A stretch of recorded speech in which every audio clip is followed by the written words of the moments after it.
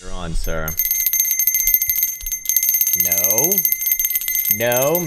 Get out of my fucking face, you Hello, bee. Simpson merchants, and welcome back to Krown's magical protecting cave. I am so sorry for my very unappreciative and very less sophisticated girlfriend, Mrs. Elsa over there. God damn it, be respectful for the love of God. Welcome back to Krown's Crypto Cave. It's a lovely Monday out there in cryptocurrency land. Bitcoin back above 50,000 bucks. Holy fucking moly. It's like all the green dildos have coalesced into what we are seeing right now in front of our very eyes, and there's plenty to talk about, plenty to discuss, and plenty to prepare for this week to come, as we did identify over this past weekend, and it is now coming to fruition. So the last few weeks have been pretty damn good, and it is more or less trend continuation. Crazy thing, as we went over yesterday and actually on Saturday as well. Well, what is the old key, or what is the old formula? Trend, volatility, momentum. Crazy. It's that fucking simple sometimes. Anyways, I do want to now focus on the Krown application, which we found at app.krown.net.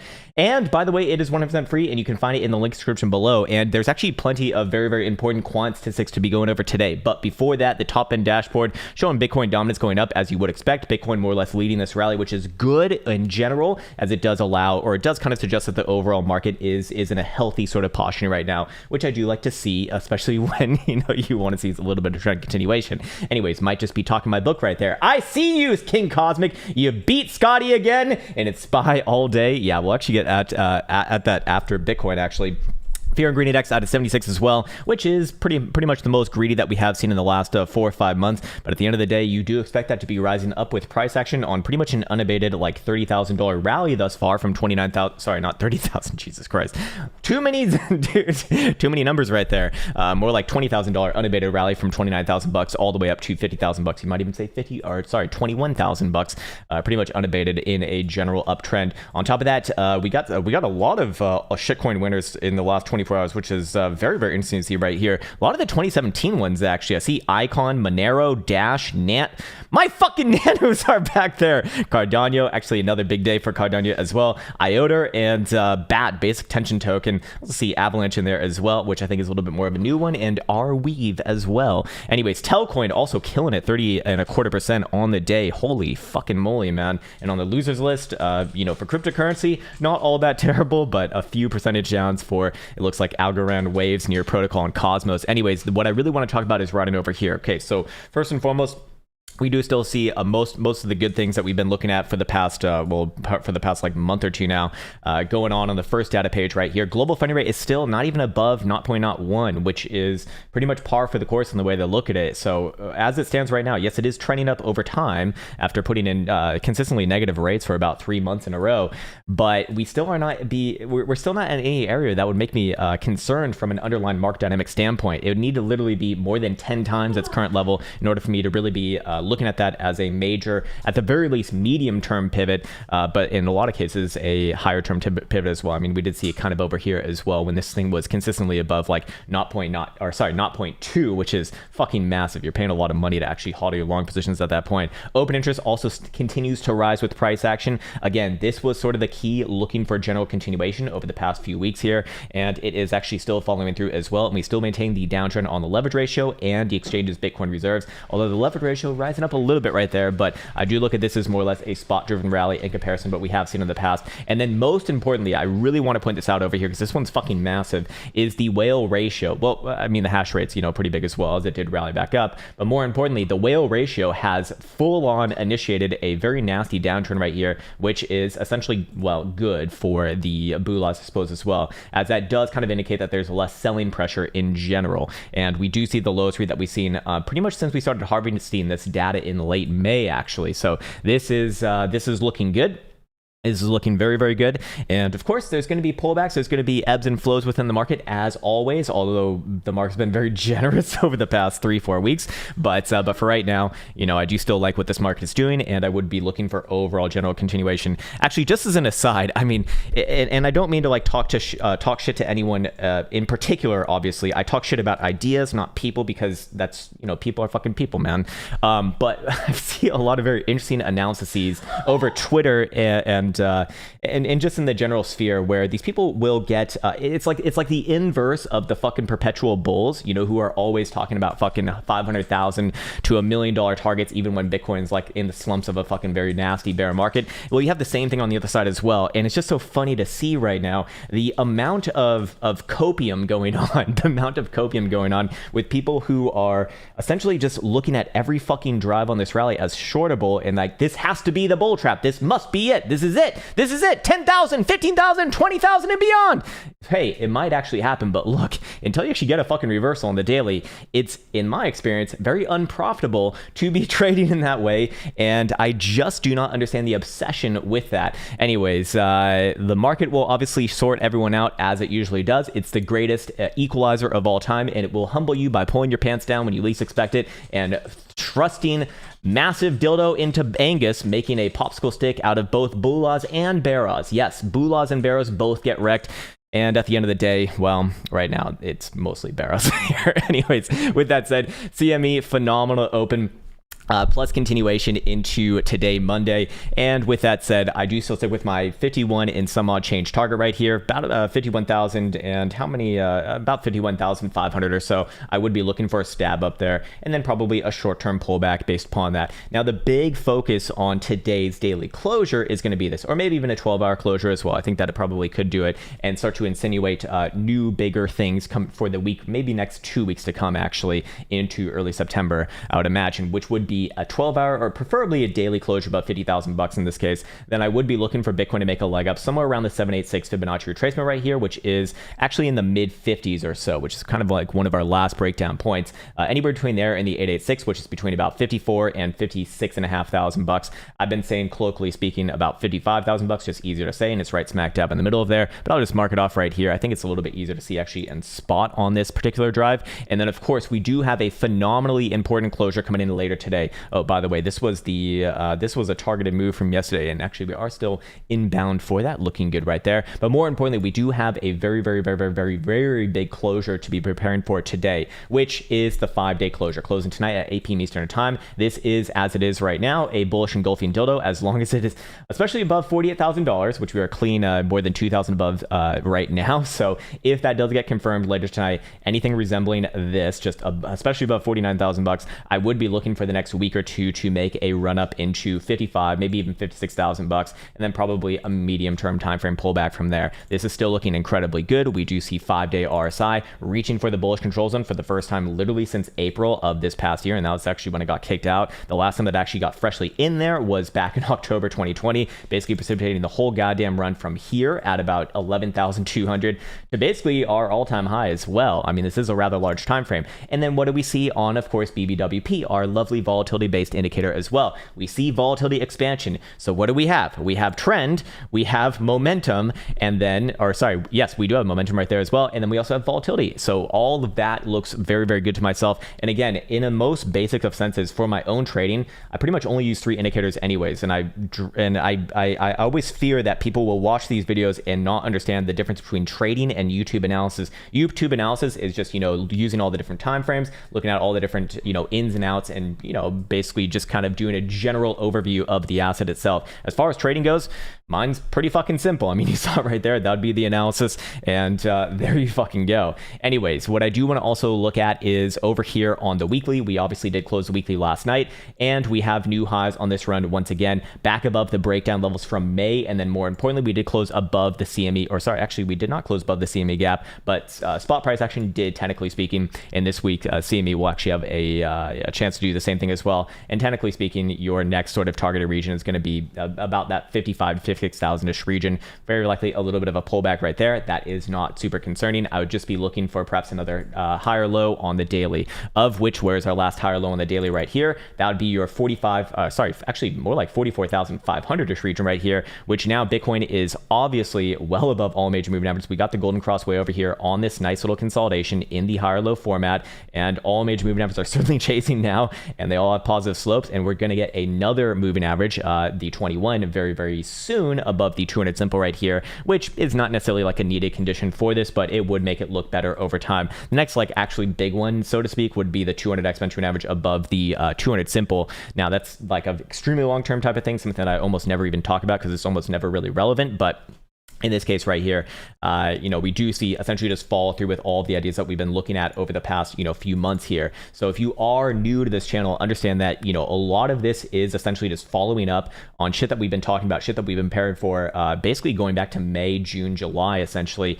when Bitcoin was more or less quiet, when no one was paying attention to this market. I'm not like trying to talk down to anyone during that, but just understand that if you were around during those times, those are really the times to be preparing, not necessarily paying attention because things are rather boring, yes, but this is the culmination of that 3 month long consolidation, essentially. Anyways, daily, I want to follow up on this one as well. We did get the hidden bullish divergence playing out. This is looking really fucking good right here. You might even call this ascending triangle in the bullish control zone as well. Very, very, very, very, very lovely. And what do you know? BBWP on the daily now set to expand from a very low level all the way down from about 5.95 percentile. So this, this move really could actually have something in store. The last time we saw expansion from this low of a level was, guess where? July, middle of July, off of these lows right here, basically to that first unabated run of almost actually more like $13,000 off the $29,000 low all the way up to about $43,000 high right here. Very impressive run right there.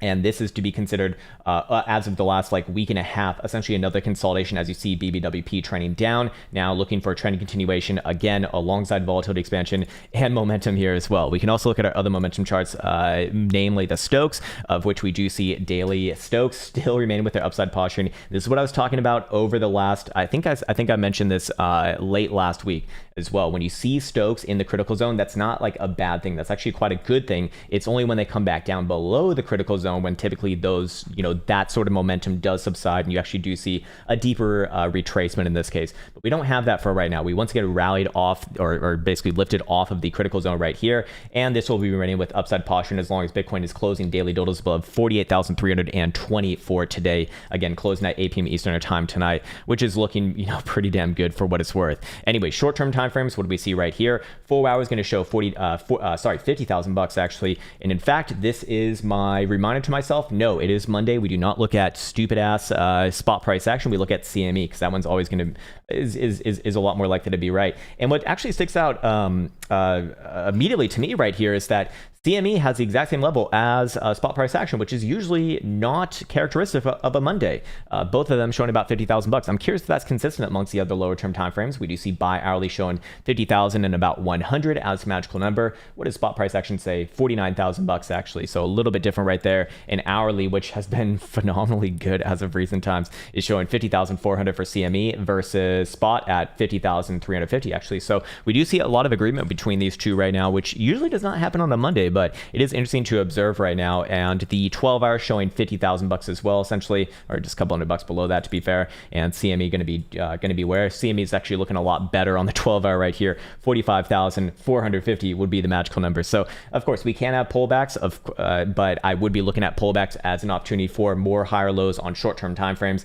And I don't really have anything bearish to say about Bitcoin on even a daily right here, as long as, especially as long as we're above yesterday's spike low, that being the 22nd, but especially as long as Bitcoin's above $45,000, the 200 simple, which is already a higher low above the last daily higher low anyways. So this is a very constructive rally thus far, and I would still be looking for general continuation. I stick with what I've been saying for the past, I guess, well, for the how long has this been going on now? Maybe 3 weeks now, 3-4 weeks. When we got the hash ribbons indicator signal, where I posted the video, I think it was actually 2 weeks ago, where I said the low is extremely likely to be in. That video is still available for your viewing at any moment in time that you desire. And then we did a little bit of clickbait bullshit yesterday to kind of discover some potential moon boy targets. Not anything that I stand by, but interesting stuff to kind of follow up on over a long period of time. Anyways, of course, that's your 12 hour right there. It's CME on the daily is going to be showing 48,300 for momentum to the upside, which I think is actually about the same for spot price action as well. In fact, it is. Do we have any other higher term timeframes closing today? I believe the 2-day and 3-day perhaps, or do we? No, that one actually just closed last night. And what do you know? We have We have continuation. 3-day, same thing as well. What do you know? Close on new highs for this rally. It might just be motherfucking continuation, baby. Holy shit. Oh my God, man. It's beautiful to see right now. This market is looking good. Anyways, go see how we're doing on the Trollinger Band charts, as we are a bit in trending motion right now. And what do you know? Bitcoin is brushing up against the topside Trollinger Band. This one's closing in about 6.5 hours or so, 6 hours, 34 minutes, and 55 seconds to be exact. And if that condition will be met for continuation of this trend on the 12-hour if we do close above 50,600. So again, we see volatility plus trend, and then the Trollinger Band's kind of, well, just saying that we're generally in trending motion. Like, now is the time to be looking for essentially continuation. This week does seem to be a rather interesting week. And then I totally forgot the most important thing to be focusing on out of anything that doesn't even matter, and that is the Boolah fucking moon, baby. We have another bull moon. I don't know how the hell to analyze this shit, but I know that white moon means bad, black moon means good, and that's why these charts are anti-racist, right? Anyways, terrible joke to be making in this political climate, but you know what? It's fucking true, man. Black is in, white is out. Fuck them. Anyways, what do we see over here? We actually are getting a fresh Boolah moon, and again, you know, for anyone who's new here, please understand this is fun stuff to be talking about, not necessarily something that I've like realistically stand by, but the results have been pretty damn good over the last year. So perhaps I do push my prior preconceived notions astray, and I just trade the moons, because I made like a very small account just trading the moon analysis, just because I had to see. It's actually doing pretty fucking well, which is hilarious. I don't want to admit it, but it is true. That is the data, and fair enough, man.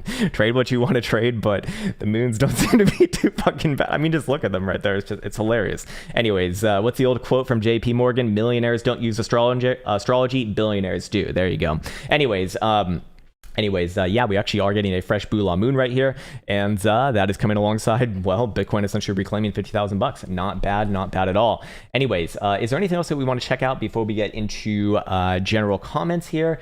Perhaps we do look at a few more things, maybe on the short-term timeframes, come up with a bit of ranges right here. Okay, so Bitcoin did break above this area right here. Obviously, where would I be looking for a potential higher low to come in around on short-term timeframes if Bitcoin does reverse? Well, for right now, I mean, this is just continuation, so I wouldn't necessarily be looking anywhere right around here. And it's really unwise to be looking for pullback targets before you get your general target first. But let's say that Bitcoin, just theoretically speaking, let me actually get rid of this right here.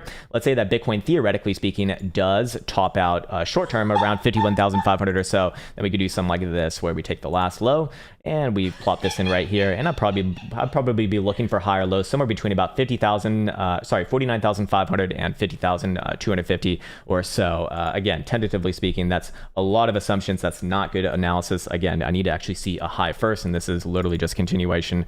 I mean, this is... You might even say this looks good, sir. You might even say this looks good.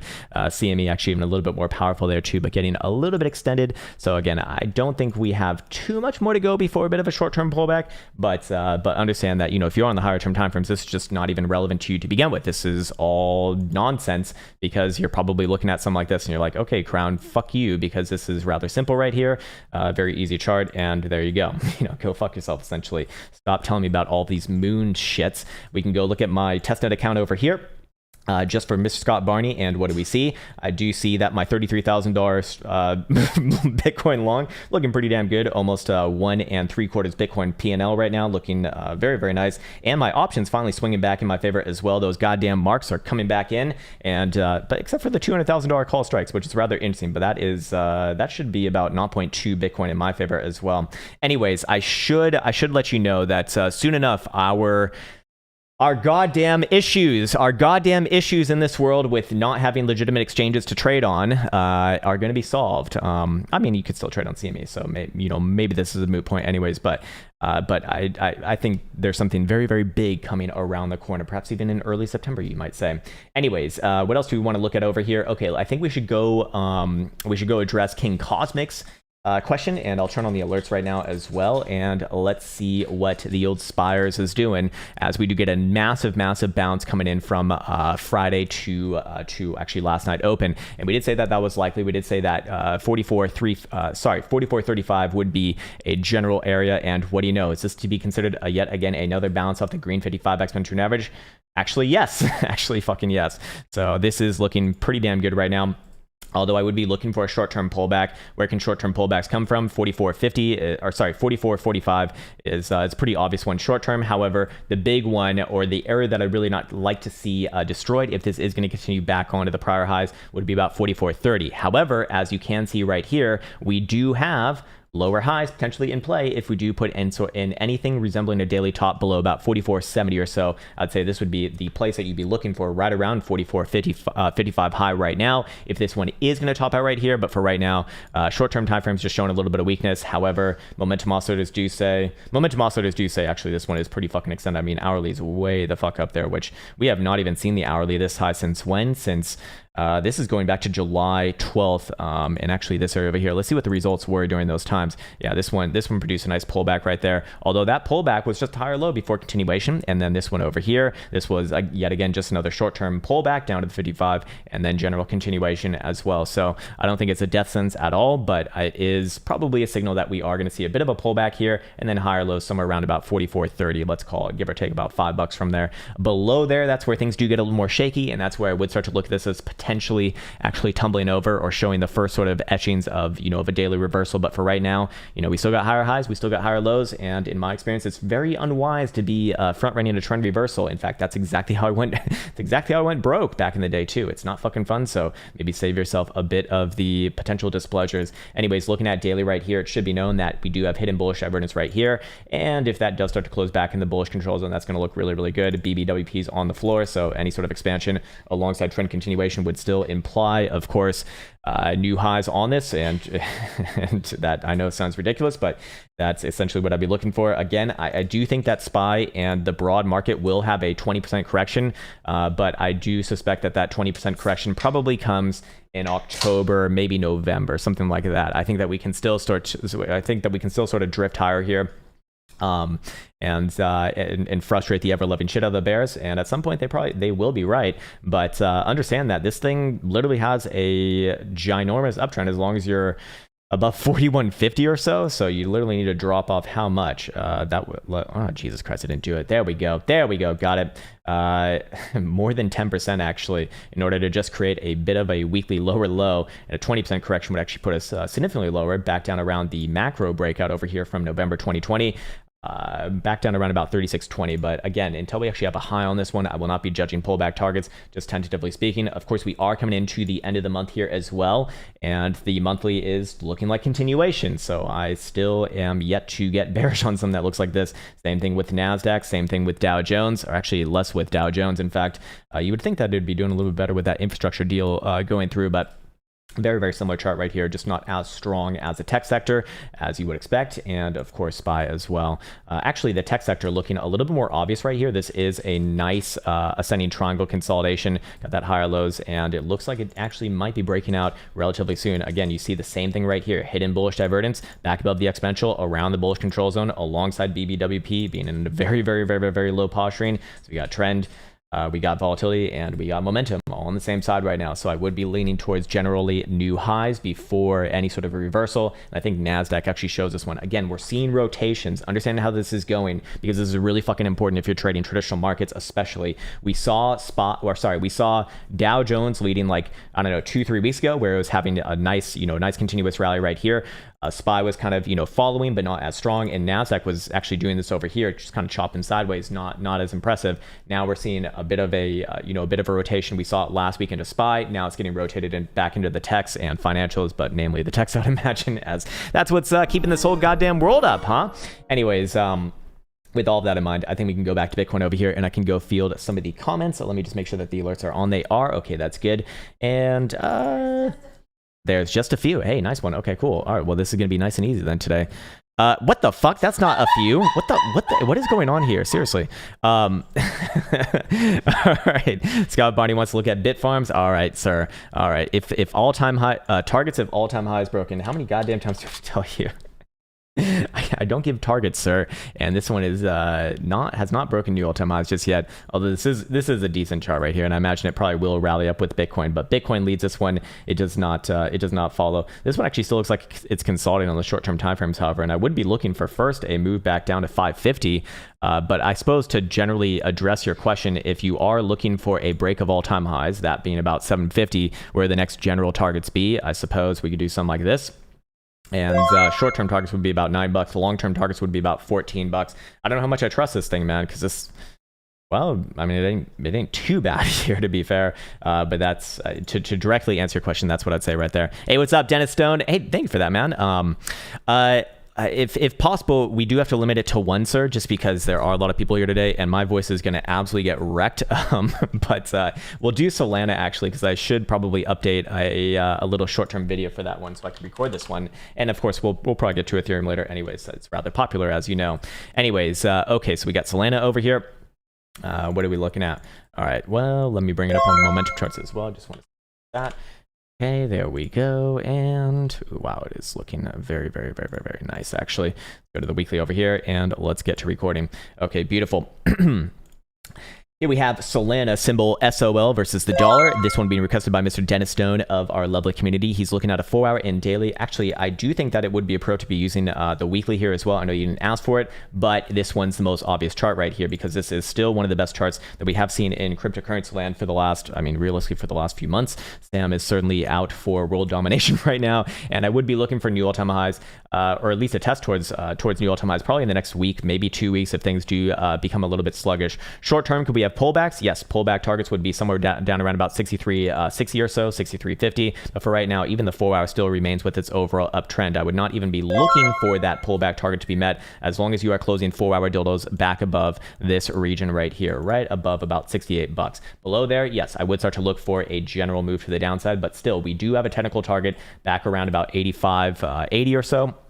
And generally speaking, if we go over here to the weekly and look at our Fibonacci extensions, I do look at this consolidation as very, very, very, very, very mature already. If it does want to have a little bit of a short-term downside, that's completely fine. But I would be looking for higher lows around that level. Long-term, I would be looking towards realistically $100 plus. You know, just sort of a general rule of thumb, the first time that you get to $90, which this one's pretty damn close already, you typically get like a free ride into basically to 100, just as a general rule for stock, for stock markets that I've learned over time. But and I imagine cryptos kind of work the same thing, just round psychological even numbers.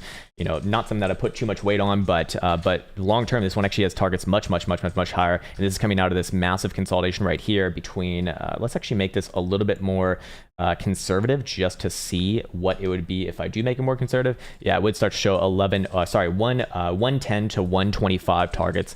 And that I think is a little more relatable over the next couple months here. Anyways, as far as daily goes, what are we looking like from a momentum oscillator perspective? It is getting a little bit extended here. Yes, I do expect that it does have a bit of sideways to trade on first, and then I would be looking for general continuation. Again, I have nothing bearish to say about this as long as it's above about, what was it, $65, I believe it was. Yeah, $65, and if it does start to lose that, I would be looking for a little bit of a pullback, but not a whole hell of a lot.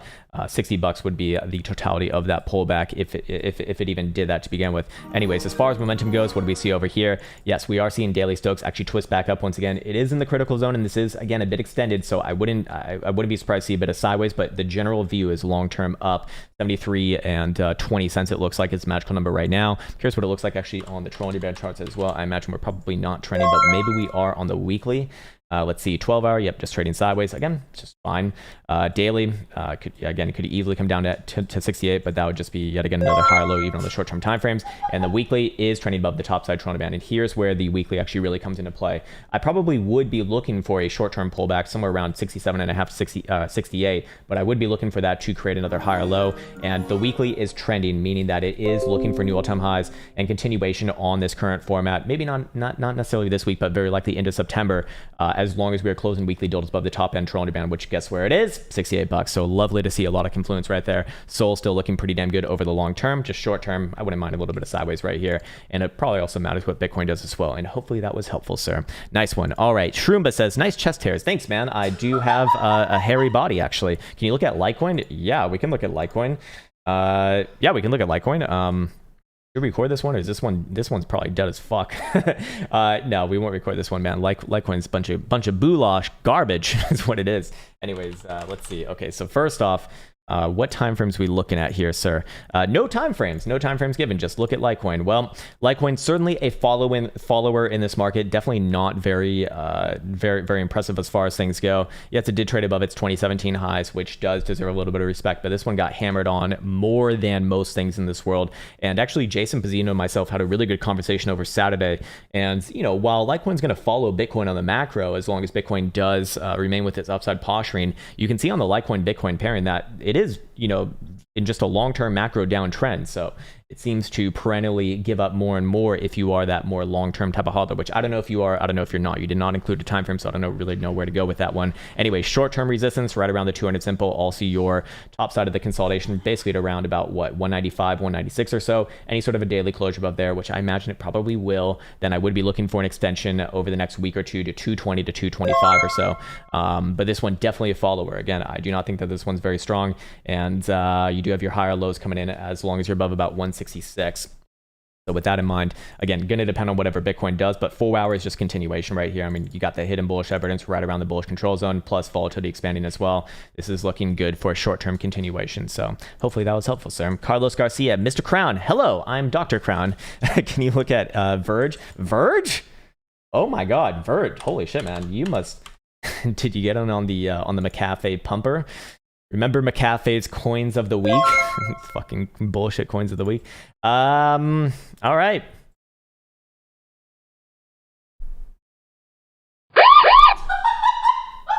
We got a chart of a shitcoin on the loose once again. And this isn't even... Oh, okay. Actually, we do have 2018 right there. It's not as bad as what I would have expected, but here's what the real chart looks like, which is as bad as what I would have expected. Look, what time frames are we looking at right here? No time frames given again. All right, I'm just going to roll with the daily and 4 hour then. If anything, this one actually looks like it wants to come back down. However, I am aware that it's just a sloppy shitcoin and probably just not going to be as obvious as others. Look, I do look at this as essentially a sideways consolidation, essentially the same as when Bitcoin was around $45,000, and the same sort of notion does apply here too, in the sense that, as long as Bitcoin's essentially remaining with its upside posturing, this one probably gets to follow through as well and play a little bit, but you can see that it's barely participating on the upside rallies. That's not a good sign. That's a very, very, very, very, very bad sign long term. And if Bitcoin shows any weakness, this thing's going to just cough it all up back down about 2.5 cents or so. Anyways, for right now, I probably would be looking for it to rally off the 21 on the daily and pop back up somewhere around about 3.5 cents. But hard to get excited about something that looks like this when most things in this market, even the dog shit coins, are actually doing rather well. Short term, very likely a pop back up somewhere around about 3.3 cents. And I would be looking for a daily continuation with any sort of a closure back of about 3.5 cents. Targets would be somewhere right around about 4 cents. But again, just a laggard and a very unimpressive chart. And if Bitcoin again shows any weakness, or if this thing even comes back down below 2.8 cents, I'd be looking for this one to just give the majority of this rally. It's really not the most interesting chart I've seen today, sir. Cole Bash, again, just talking shit about charts, not about you, sir. Cole Bash Short says, special request. Oh, dear Lord. Can I look at Luna daily, weekly under the assumption that supply will drop by 50% over the next 3 to 4 months? What the fuck? What do you mean? What's the special request? I mean, it's just okay. I mean, look, okay. You know what? Actually, I do have a comment on that. You know what? I want to roll back that statement. Okay, sir. Let's talk about Lunas. Here we have Luna versus the dollar symbol. Luna, actually. I think it's Terra Luna is the real name. Anyways, this one being requested by Cole Bashor of our lovely community. He is looking at a daily and weekly, and he wants to understand the assumption, or with the assumption that supply will drop by basically 50% over the next 3 to 4 months. Okay, so when you have something like that, which is public knowledge, so that supply will drop by 50% over the next 3 to 4 months. That means that that information is freely available, unless if you are an insider, which you probably are not, because you literally just gave everyone else that information. So you probably did not do that. And I imagine that they, it's like a stated thing, like, or people know about Luna dropping off that supply. Well, those sorts of things are getting priced in, and you can see that. And I imagine they probably made that announcement somewhere over here, because this thing just went absolutely fucking lunar for Luna when Bitcoin and most things in this market were still trading, more or less sideways within that general range. This thing was actually breaking out around its prior time highs from what I recall. Anyways, with that in mind, that doesn't really change the general analysis here, because it's still, one of the best charts that we have seen certainly today. And if we do go into the daily, is this one getting extended? Actually, no, it's having a decently healthy pullback right here down to the 10 simple. You will see pullbacks around there on very, very strong rallies. And if we do close anywhere here or higher by end of day, 8 p.m. Eastern time, we will actually have hidden bullish divergence on the daily RSI. Now, this hidden bullish divergence is coming in at a very high level, to be fair, but which probably doesn't imply that this rally is going to like absolutely fucking rip once again before playing out a decent pullback. But I do suspect that you have more continuation before a general pullback here. Anyways, weekly, powerful as fuck. Wouldn't be surprised to see this thing retest the prior all-time high at $35 and probably make new all-time highs. Maybe not this month, but probably into September. Monthly, I suspect, is looking absolutely phenomenal for September as well. But I do think after you get a little bit more short-term continuation here, which you do have a nice obvious consolidation on the short-term timeframes, which I know that you didn't ask for, but it's actually a little more obvious right here. You got multiple drafts of hidden bullish evidence right into this area right here, and you can see that volatility is actually contracting. So this is a bit of a consolidation. We're looking at a range between here, and I don't really have anything bearish to say about Luna, especially as long as it's above $26.5 on the short-term time frames. And I would be looking for it to pop back up somewhere around about 30.5 first before anything else. And then if you can start to close 4-hour deals above that level, I would look for it to continue on with the general rally here, which we can start to aggregate some more targets as well. Short-term would be about 33.5 to $34, and then long-term, again, long-term, not today, not tomorrow, but probably into September would be somewhere around, probably around $40 actually, 40 to $50, maybe more long-term for 50, but $40, maybe in September, October region. Anyways, as far as momentum goes, we should also look at the moons there too. No, just kidding. But Luna over here. What can we see right here? Daily Stokes are down. So again, I do think that it probably consolidates in this short-term time frames a little bit more. Weekly is going to obviously be very, very good. 1171, the magical number right there, which is very impressive. And 4 hours going to show 2775. So short-term, a little bit of upside. However, I would be looking for a bit more sideways. That's completely fine, as long as it does not crack back down below $26.5, and then a general continuation into probably in September. Anyways, hopefully that was helpful, sir. And there you go. Nice one. Okay, cool. Henry Wannaker. Hey, what's up, man? Watching chat with Jason. Yeah, man. Jason's awesome, man. He's really, really easy to talk to. Like those. Is Jason here? Hey, what's up, Jason? Good to see you, my friend. Yeah, man, Jason, those Australians, especially those Australians from, I think he's from like Brisbane or something. I don't know. I've met a couple of Australians actually from Brisbane, and they've always been like super, super chill, super easy to chat with. And I'm glad that you enjoyed that, man, because hopefully we can do some more podcast style, just chats with him, because that was fun. That was really, really fun. Really easy to do too. BK says, sir, please Luna USD for our daily weekly. I think we just nailed that one right there. So hopefully that addresses that, sir. Blockchain Barber, hello, sir. Appreciate that, man. PDEX, okay. I'm not. Is this Pokedex? It sounds somewhat familiar. Yeah, it is. I don't know what this thing is, but I just remember the name.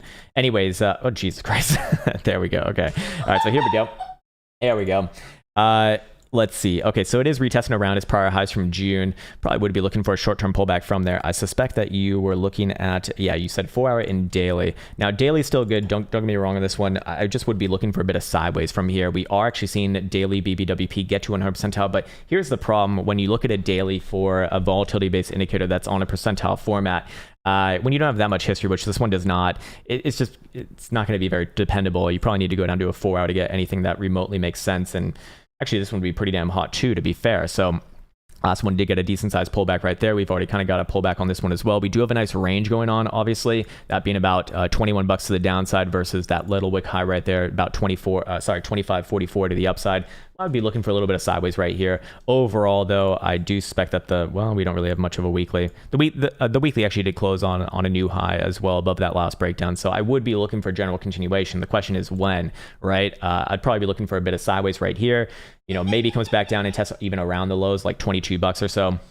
But ultimately, as long as it holds that level, I do look for a sideways and then an upside resolution with targets back up around your, in this case, is this a prior all-time high?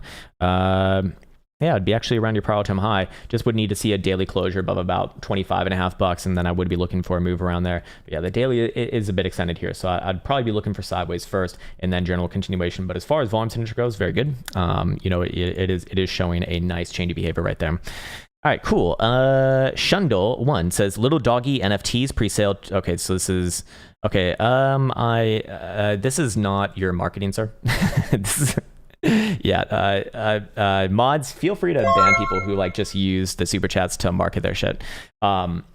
We've never done marketing for shitcoin programs or whatever the fuck on this channel. And like, look, I'm not saying that it's even bad. I'm not even saying that's bad. It's just I can't endorse something like that because you send in $5, unfortunately.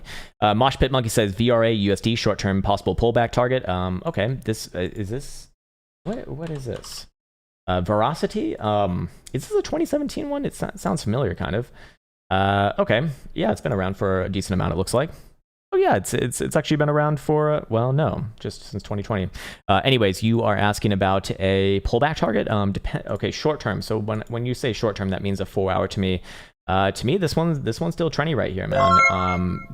This is the pullback, is what it looks like. If it wanted to pull back a little bit more, I'd be looking somewhere around 3 cents.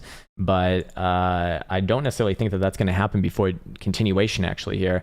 Even on the 4-hour, maybe even on the daily as well. Yeah, daily probably does make one leg up higher, somewhere around about 4 cents first, and then probably pulls back.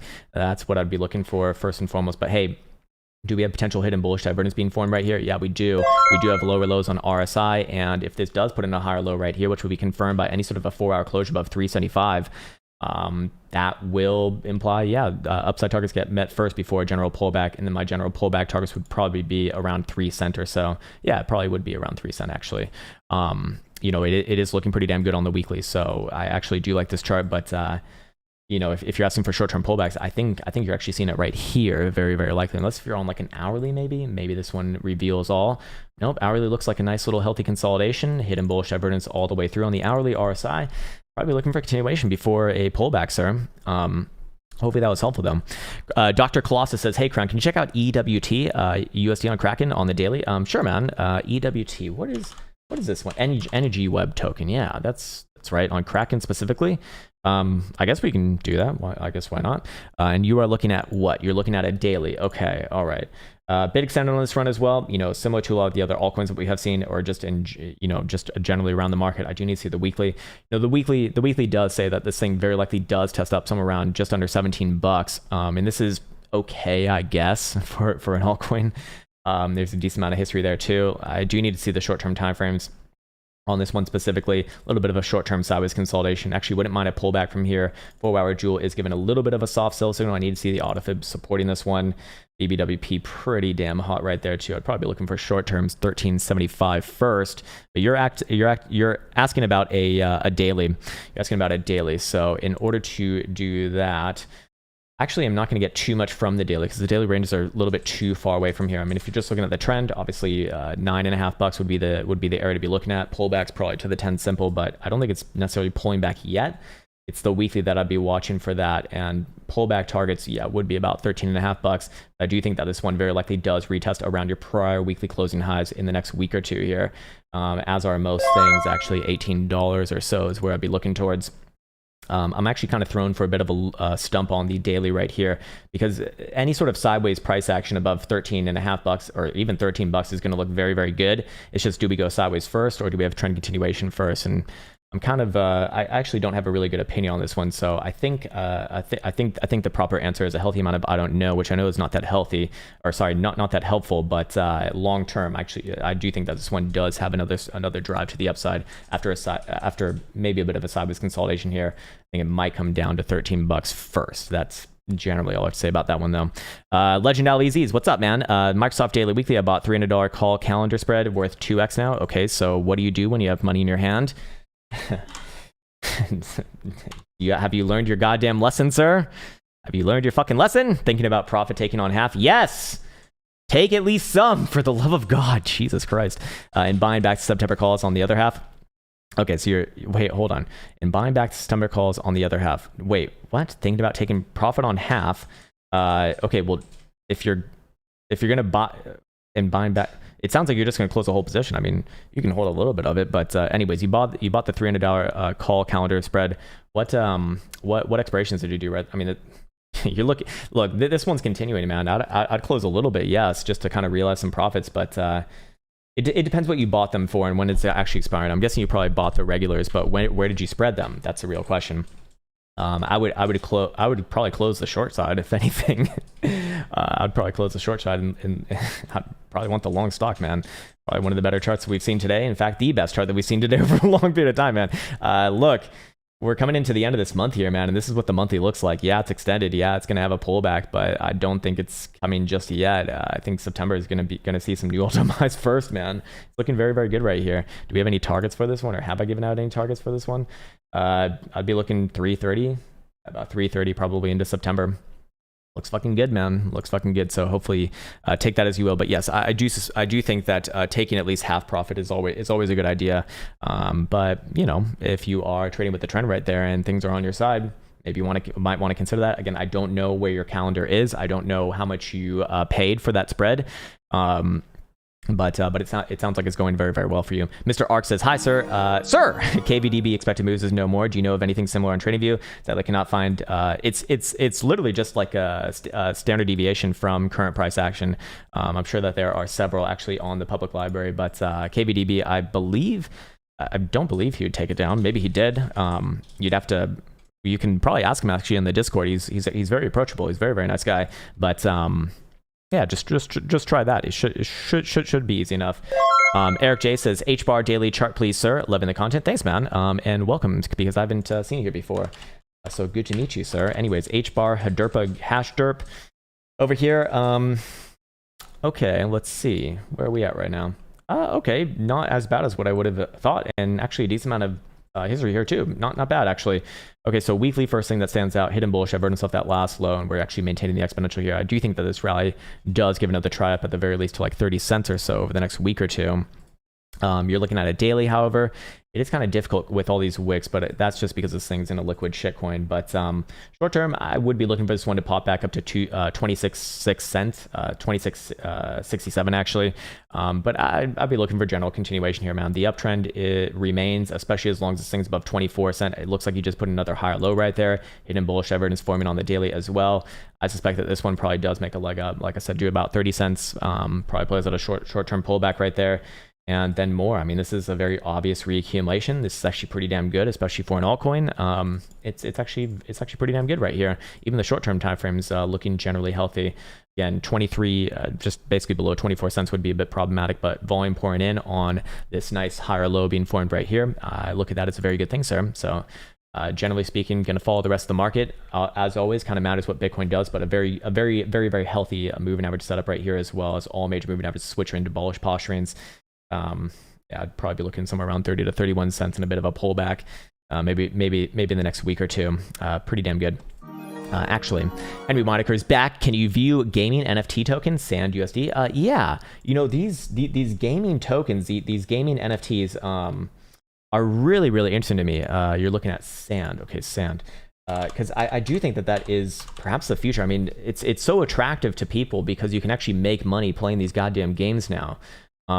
Which for some people, like it's not non-trivial amounts of money. I mean, especially if you're living in like a second or third world country, you know, you could make like $100 a day, which I suspect is like probably more than you'd make, you know, like with a job, with a real job, not playing video games.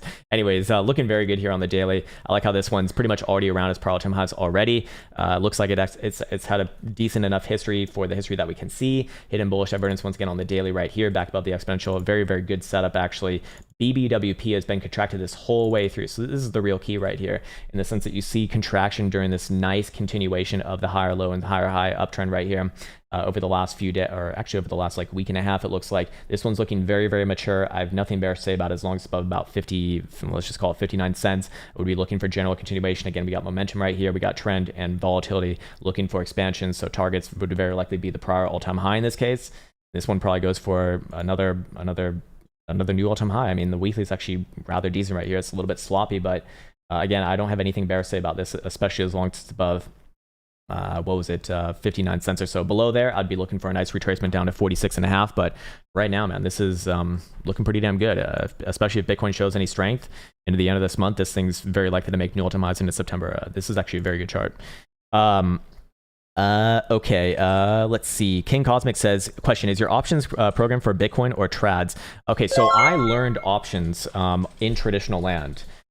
So all of the sort of knowledge and whatnot was essentially, gained in that venue right there. But the thing is that for the program, I do use Bitcoin as an example. And there is a difference between American options and European options. Bitcoin is European style. And you can probably guess that most things that trade in Europe are going to be European style as well. American is going to be American style. Those differences are discussed in the program. So I guess the question is your options program for Bitcoin or traditional? It's for both, because the knowledge is the knowledge, but I'm applying it to Bitcoin in that venue. And nowadays, there's actually very, very nice tools that even Deribit gives out.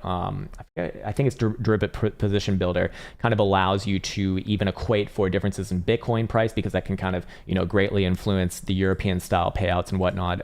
So it makes it a lot more manageable, a lot more simple. There's really not a humongous difference, to be honest with you. The biggest difference is that in Bitcoin land, there's a massive lack of liquidity, whereas in traditional land, if you trade something that's like big, it's going to be penny wide and extremely fucking liquid. It's never going to be an issue. So hopefully that answers that question. But there's also a video, like a promotional video for it on the app, that'll explain like in depth what it's going to be about as well. So make sure that you watch that if you are interested in it. And also don't buy anything right now either, because I have my birthday in like a week or something, or no, like 14 days. So it's getting older, man. More gray hairs on my nutsack. So we'll have a nice little sale for that. Leet Slip says, hello, can you briefly explain the Joule and use Ethereum as an example? Explaining the Joule has nothing to do with the underlying assets, sir. The Joule is essentially how do I explain this? It's like, it's a momentum, it's gone through so many iterations now. It's a momentum oscillator facilitated by a volatility component that incorporates, in how to explain that next part? It basically incorporates an autofib as well into basically getting like momentous trades. It's more geared for like medium term trading compared to like a Stoke, but not maybe as much as an RSI, for example. It's kind of like in between there, I would say, as far as like the moves that you're looking for. But can you briefly explain the Joule and use Ethereum as an example? I mean, that's the explanation. Again, there is a video on the Krown Chain app that will kind of tell you exactly what it is. But as far as as far as the daily Joule on Ethereum goes, it's a nothing right here. This is nothing. There are multiple ways to use it, but my favorite way right now is a very simplistic way. It's saying we're probably looking for a bit of a sideways pullback here on the short-term time frames, if anything, is all that it's saying right there. Astro Bear 87 says, Krown, hey, thanks, man. I appreciate that. Can you check out Viacoin? Okay. Shout out to Casa Verdes for that. All right. Casa Verdes. Shout out to you, sir. Viacoin. Another 2017 shitcoin, or maybe that's Vertcoin. Viacorn. That's what I almost did. I guess we do versus, and you said any time frame. All right. I'm just going to default to the daily and 4 hour. Bad, very fucking bad. Holy fucking shit bad. Look, while everything else in this market is rallying, man, this thing is dumping, actually. It's I mean, at best this thing's going under reaccumulation and should probably hold this level right here, but this is not good. This is not fucking good when everything else in their mother is rallying back around their prior highs. I'd probably be looking for it to trade sideways within this range, but if you start to lose this level, you start to close below, what is it, 33 cents or so, I'd be looking for this one to have a massive retracement back down to 24 cent. But for right now, best it can do is sideways, and I think it probably will trade sideways here, and nothing really interesting to be looking at as long as it's below about 67 cents above there. Would look pretty damn good for a move back above $1. But right now, man, this one is one of the worst charts we've actually seen today, if anything. Very concerning when you see something that is just not, it's literally doing the opposite of the rest of the market. And the rest of the market is, doing mostly good things right now. So it's not playing well. So I look at that as massive relative weakness. So I'm going to take a sip of this water, man. My voice is already getting wrecked. So hopefully we can survive this stream, sirs and sirs.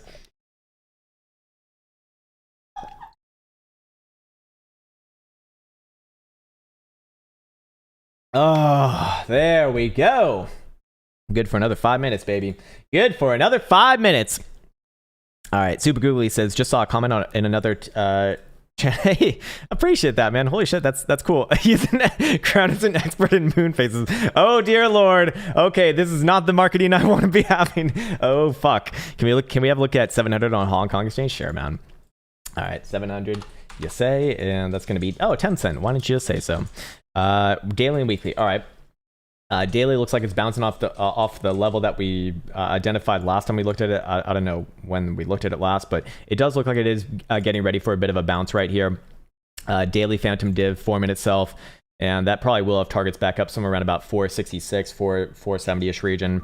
And then I'd be looking for it to trade sideways. I mean, it's a pretty nasty downturn right here. And if we go to the weekly, this does not look good. Look, it's probably going to bounce here. It probably is going to bounce here. And it actually has never broken the 200 exponential moving average ever in its life. And we did see BBWP on the weekly get to 100 percentile on these lows. So it probably bounces and trades sideways here. I don't think it's ready to break down, or maybe it just doesn't even break down at all. But, if this thing rallies back up to 530, like over the next couple months, that would be a pretty obvious sell, at least in my opinion. Monthly looks bad. Looks bad, but it's very likely to bounce first, trade sideways and bounce here off of that level. And then I'd be looking for, and then maybe we come back to it like October and see if it's actually ready to break down. But for right now, sideways and bounce, probably looking at like 465 or so, 466, then come back to it after that. For the short term, and then long term, I think that this can get drawn out for a long time. I guess the good news is you never broken the 200s, but there's a first time for everything. And that's also another thing that I've seen on like Twitter a lot. Like, look, I totally understand why people hate technical analysis and think it's just fucking hogwash bullshit, because I mean, like, it's imperfect and people have a massive misunderstanding of it in general. But like, I'll see analyses on Twitter where it's like, okay, look at Bitcoin on the daily, look at Bitcoin on the weekly, and put a 50 exponential on there. And can you see what I'm seeing? It's like, no, because what you're seeing is bullshit. You fucking Jesus toast interpreter. It's like, and again, I'm not talking shit to people. I'm talking shit to ideas. It's like, look, moving averages are fucking great, man. It's a humongous portion of my game, but I totally understand why people think it's fucking memes, because you see very, very few people rarely even use it properly to begin with. It's kind of unfortunate. Like, anything good is made into a meme as usual. But yeah, this one very likely bounces first, trade sideways for a while, and maybe it breaks down, but it'd be later this year. I don't think it's happening anytime soon, actually. Anyways, Johnny on the spot says, put some spect on it. It's a damn blue moon. It's a goddamn blue moon. Is it a blue moon? What is even a blue? You learn something new every day. Actually, let's see what Insilico's moons look like over here, because he has the very in-depth ones. He doesn't mark it off as a blue moon. He just marks it off as a white moon. So there we go. Zeko says, hey man, what's up, man? Can you check out Algo USD on the daily, please? Sure. Okay, Algo ramp. I wonder why this one's getting popular again. This one was like from way back when. Actually, pretty good right here. See what the long term looks like. Terrible long term, but but short term looks good. Nothing really bears to say about this thing as long as you're above 109, or let's just say 110. Nice and easy right there. It did break the range highs. I'd be looking for this one to have general continuation up to about 135 or so. And a bit of a pullback right there. If you're looking at a daily, there's going to be ebbs and flows on the short-term timeframes, obviously, but you got a decent setup right here. Again, volatility expanding alongside this one actually breaking out. So we do see a change of behavior. Even the daily jewel is actually giving you a halt of your long signal here. It's even, if you're aggressive, you could actually long that too, and that would have had you in where? Right here, and it's about to get a golden cross. Yeah, I'm looking for general continuation. Probably even makes a run at its prior high, or maybe not its prior highs, but the prior highs of this consolidation right here. This is looking decent enough, I suppose. Anyways, Voltron says EWT. Yes, we've already looked at EWT, so I think I'm just getting to this one a little bit later. We can just very briefly bring it up for a second here. Let's go to the daily. Yeah, it looks fine. I'd be looking for sideways and up here. I would only be concerned if this thing comes back down below 13 bucks. Same as before, essentially. Mike Bolanos says, "Hey, Krown, hello, sir. Can you do Pundy X? Like, do it on the 1 4-hour daily and weekly? Okay. What is the Pundy X? Okay. This one's looking like over here. Yep, looks exactly as shitty as I remember. But hold on, there's certainly more history than this. Oh, well, whatever. You're looking at a 1 hour, 4 hour daily. Okay, well, daily is obviously good. Hidden bullish evidence right here, back in the bullish control zone. Pretty much already on the highs of this current rally. I would like to see a close above this level, about 169 or so, and then I would be looking for an extension up to 220. Full hour trend continuation, nothing concerning about this as long as you're above about 168 or so. Hourly, same thing. A lot more obvious here actually. Even 180 is fine.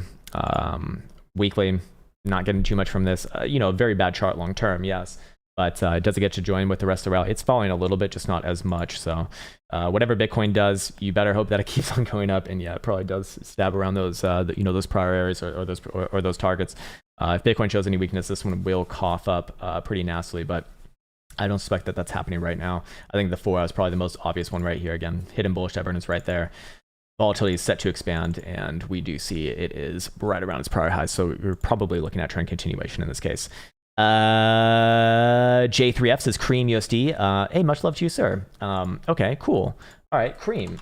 Is this one published? Should I record this one? Yeah, sure. Why not? We haven't recorded too many today, so I'm gonna overload you with all sorts of sheet coins. No, I don't think I'm gonna record this one. This one's weird looking. This one's weird looking actually. Maybe is there? It's racist. Is it? Maybe this one will have more history. No, it's about the same actually. Definitely not falling as much either. I mean, it's not the best sign right here, but I wouldn't necessarily be bearish on it as long as it's above 179. Let's see. I'm curious what the weekly looks like. I'm not really getting too much from this, man. To be honest with you, I don't think I have a good view on this particular chart. But if you're just looking at maybe the 4 hour will reveal something. This thing does not trade, man. I mean, this is Poloniex. Maybe we go. Something's going to be just maybe slightly more obvious. That would be great. Did make a lower low right here. I do expect that you're going to bounce up short term. But I wouldn't necessarily, this one is a little more difficult than the other ones just because it doesn't look like the other ones. 198 would be the magical number for this one. If you are going to see trend continuation here back up to the prior highs of this rally, 220 and probably beyond. More long-term targets would be 250, but this one looks significantly different than most other things, which is not a good sign. Short term, yes, very likely does rally, but anything below 198 is going to be another lower high, and you will have a downtrend, and trend is your friend in that case, down to about 165, 166 region. I'd at least give it a chance to rally. What I suspect is going on here is that this is just, in a liquid shitcoin, and just you can't really expect to see those nice, lovely, even charts that you do see on some of the other ones. But I think I'd just leave it right there. I don't really have anything else to say other than that, man. I do suspect that you're going to bounce first. That's what I do feel quite confident about here. Probably back up to like 190, 192 region. Then the question is, can it take out this high or not? If it does, you got a good bear trap right here. That'd be really fucking good for a retest of 220 and probably beyond. Until then, though, I would be a little bit more careful and cautious with that one. Chester Adlin says, I've sold my kidneys to 100x leverage long GRT. I'm riding this baby to Valhalla. Well, you're going to be dead at that point, sir. Bullish. I'm holding till I fucking die. Well, you never used your rocks. You never used your pet rocks. Bullish break above 6 months, descending triangle. Longer term thoughts. Let's see. Okay. All right. Let's see what Chester's got over here. Maybe I'll record this one too. Oh yeah, this is good. Is this a descending triangle? This is not a descending triangle. So. Well, we can just ignore that. We can just ignore that. All right, cool. Yeah, we can record this one. All right. Here we have GRT, the graph versus the dollar. This one being requested by Mr. Chester Adlin, who has described that he will be riding this baby to Valhalla. He wants to look at this one on a long-term schedule here, and a few things stick out to me on the daily. We do see a daily fresh jewel signal. Actually, it's a little bit extended there, so I don't think that this one has like a whole hell of a lot of continuation before a general pullback, but I would be looking at a move towards about 121.5 or so over the next week, perhaps. Looking at the weekly, speaking of, this one looks very, very good. Reclaim the 21. I wouldn't mind any sort of it's already actually had the pullback to $1. So yes, I would be looking for general continuation here. If you're looking over the long term, it's not really a long term to give on something like this. It's only been around since December 2020, so the monthly barely populates. You can see that we don't even have a 10 simple on this one, but I would be looking probably around about 150 long term, if anything, assuming that we do have a good closure for August, which it is looking like it's setting up for. Short term timeframes, general trend continuation. Nothing bearish to say about this thing as long as you're above 95 cents, which thus far has actually held up rather valiantly. Below 95 cents, I would look for a move down to about 83.5. But I don't think that that's what's happening right here. I think that this one is more or less poised to go to the upside. Do you see hidden bullish evidence on the 4-hour RSI? I would like to see volatility expanding. It is an expansive posturing, so we would be likely to see trend continuation short term to about 120, 120 and a half, and then perhaps more long term into September around 150 if this one does hold up. Here's what it looks like from a momentum perspective. USD right here. Let's see if anything else is revealed. 4 hour, Stokes up as long as above basically $1, looking good. Daily, same thing as long as above 95 cents. Yeah, so I do suspect that it's a lot more like the day continuation here rather than anything else. Weekly looks pretty damn good as well, actually. So yeah, there you go. GRT actually looking pretty damn decent. In fact, we just do one last one over here. I'm curious what it looks like from this perspective. Daily, yeah, any sort of a closure above 110 today, and I would really be looking for this one to make a leg up. About a $1.20 to a buck, maybe even a $1.30 before a short, maybe more like a medium-term pullback in that case. Looking pretty damn good right there, actually. So there you go, man. Hopefully that was helpful for GRT. Gohan's mom says, "Hi, Krown. Cardurpo, please, short and medium term." Oh, beautiful. This would be one. It's interesting. No one's took this long. Oh my fucking lord, Jesus Christ. Oh my lord. All right, let's get Cardurpo over here. That's not it. There we go. All right, nice one. Nice one. Oh baby, oh my god, we spiked last week's target a lot sooner than what I would have expected. Holy shit. Alrighty. Here we have Cardurpo, as some people know it, Cardano, which is symbol ADA versus the dollar. This one being requested by Mr. Gohan's mom from the Dragon Balls, and he's looking at short and medium term. Well, it should be known that we did hit our target from last week a little bit more faster than I expected at the 2.618 Fibonacci extension right here. Now getting a little bit of a short-term sell-off from there. So where would I be looking for from there? I mean, it looks like it's already pulled back a decent amount. However, 275 is where I'd be looking towards. And this one still looks like it actually wants continuation. The momentum also does actually reveal a lot right here. While it kind of does look extended on the higher term timeframes, or just from that prior look, the lower term timeframes say that that is not likely. For our RSI in the bullish control zone, looking good. Even has a bit of an inverted head and shoulders right there. Volatility continuing to expand here. It's getting rather high. I'd like to see this get to 100 percentile though before I look for a medium term pullback. But right now, I probably would be looking for a move towards $3, maybe 310 to 320 over the next week and a half or so.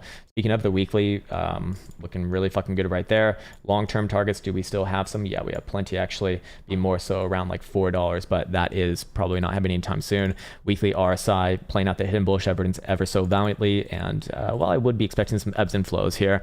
I wouldn't even be looking for a short-term pullback until this one comes back down and trades below about 250, or let's just call it 260 or so. Below there, I would be looking for a decent sized pullback down to about 2.25 or so, but this one's looking like trend continuation before anything else. 5-day closing today, and this is not something that you might say is bearish. We can also look at it from a momentum perspective as well. I imagine things are looking more or less good here. Weekly, Stokes remain to the upside as long as above 137. Not bad. Daily says 259 is a magical number, so that does come into confluence with the short-term timeframes. 4 hour says 282 actually, so this one is getting a little bit more hot there, but the RSI does say we could perhaps have a little bit more first. Daily is the most obvious one here, however.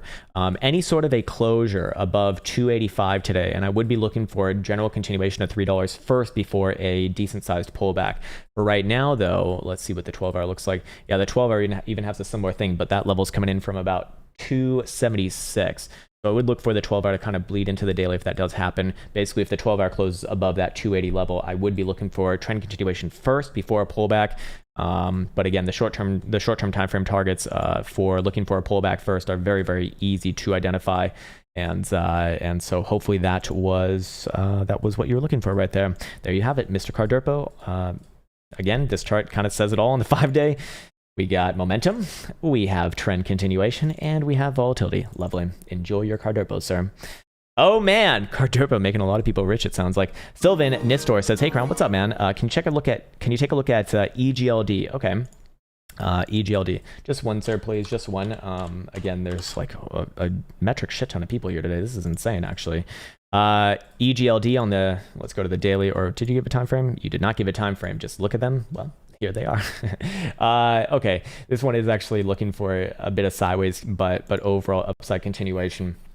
Actually, nope. 4 hour says hidden bullish evidence right here, although we do not see volatility expanding right now. So I would be looking for a bit of sideways first. We have a pretty obvious range. Nothing bearish about this one as long as above 138.5. Short term, like extremely short term, I'd be looking for general sideways above 144.5 all the way up here. About 154. Above 154, I would start to look for your continuation phase on the daily, which is going to have targets probably around like 165, maybe even as much as 170, and probably plays out a bit of a pullback from there. Long term, though, this is looking pretty damn good. Daily has that lovely signature, the same thing that we saw in Bitcoin actually when it was consolidating about 45,000 bucks, and you already kind of saw the result on that. BBWP on the fucking floor. Daily RSI just consolidating right here. Probably has another drive of hidden bullish evidence with any sort of a closure today. Above 154, it actually will confirm that, and that will have targets back up to about 170, 175 or so. Look pretty damn good right there, actually. Gemini Athlete says Chainlink day and weekly. Yeah, let's go to Chainlink and let's actually record this one as well, because I like my stinky linkies, man. I like the Link Army too, or the Link Marines. Is that it? The Link Marines? Let me take a sip though first.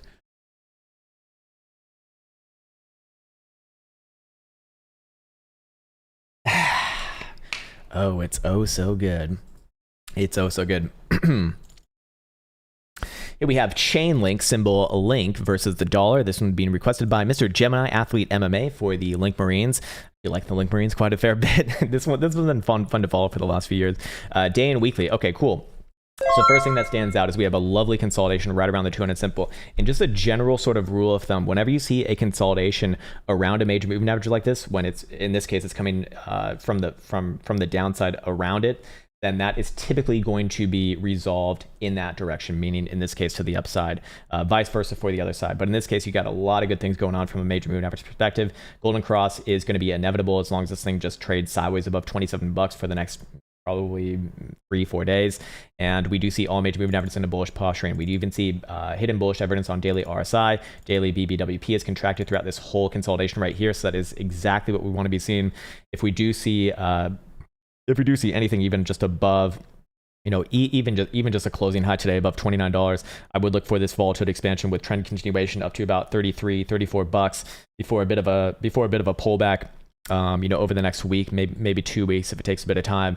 Speaking of the weekly, this one maybe not looking as obvious, but you do have a decent setup right here as well. Same sort of hidden bullish evidence that we've seen on several others, and we do see weekly jewel actually with its upside posturing. Short-term time frames a little bit more obvious right here. Nothing bearish to say about this thing at all whatsoever, as long as you're above $25, and even on the short term, as long as you're above this higher low right here at 27 bucks or so.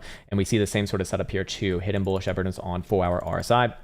BBWP on the floor, so this is a nice healthy consolidation. Even the 4-hour jewel is given a bit of a soft signal as well, which would imply short-term continuation probably up to about 30 bucks or so. That can obviously bleed into the daily and then initiate those targets higher over the next week or so. But again, sideways within this region, completely fine. Just don't want to see below about 25 bucks. Momentum oscillators like Stokes are saying what? Linkies? My stinkers over here.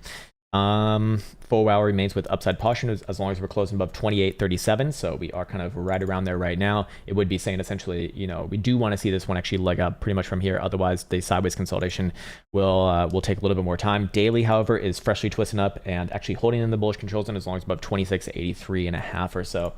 Looking pretty damn good there. We just need to see a closure above basically here or higher, and this is going to look like it's getting ready for the next actual move. I'm curious what it might look like over here as well. No, not really getting too much from this. If anything, short-term timeframes do say more sideways, actually. Do say a little more sideways. Maybe short-term back down around 28 and in a quarter first. And a bit of sideways from there, but the focus is on the daily right here. The setup is for the daily and the more long term, realistically over the next couple of weeks. But things do look decent, especially for the Link Marines. And again, nothing bearish to say about this thing as long as you're above about 27 bucks or so. Anyways, hopefully that was helpful. And there you go, Link Marines of the world. All right, Henry Weinecker is looking at Mara. Yeah, okay, so we got Marathon Digital Holdings. Yep, here we go. Okay, and you're looking at, you have the $37 Augie 27 calls. Can you view Mara? Okay, cool. Okay, so, how much did you pay for those, just out of curiosity? Okay, so those are all premium right now. Yeah, they're expiring the 27th, so that is Friday, I'm guessing. That is Friday. Okay, so keep in mind, whenever you're playing options, especially if you're holding long options like lottery tickets, naked, which is understand that your calls are, if you're going to hold them to expiration, are only ever going to be worth parity, right? So you are trading below your strike price, which is $37. I do think that you will pop back around there, but how much did you pay for those is a real question. This is a bullish chart. Yes, this is a pretty damn good chart actually as well. And I wouldn't be surprised to see this thing make a leg up towards, 43 and a half bucks over the next week and a half, 2 weeks or so. But will that be in time for you? I don't know. So that's something to consider. But I do like this chart. This chart is good. It's just like you have to get in the money plus your premium in order to make anything. Maybe you just want the long shares. I don't know. Perhaps I wouldn't mind that on this one actually. Long term, not as big of a fan of it, but I'd be looking for probably a long term move to like 45 and a quarter first before anything else. We do have a change of behavior here on the lows, so it is decent. But hopefully that was helpful. I mean, it is bullish there. It is bullish, but just keep in mind your positioning and everything. Double A says, could you please do BPRO USD on the daily chart, please? Yeah, sure. Maybe we'll record this one as well. I don't think I've recorded one for BPRO, and it seems to be rather popular too. Yeah, it's a pretty easy chart here as well. Okay. Here we have BPRO versus the dollar on KuCoin being requested by Mr. Double A, and he's looking at a daily chart.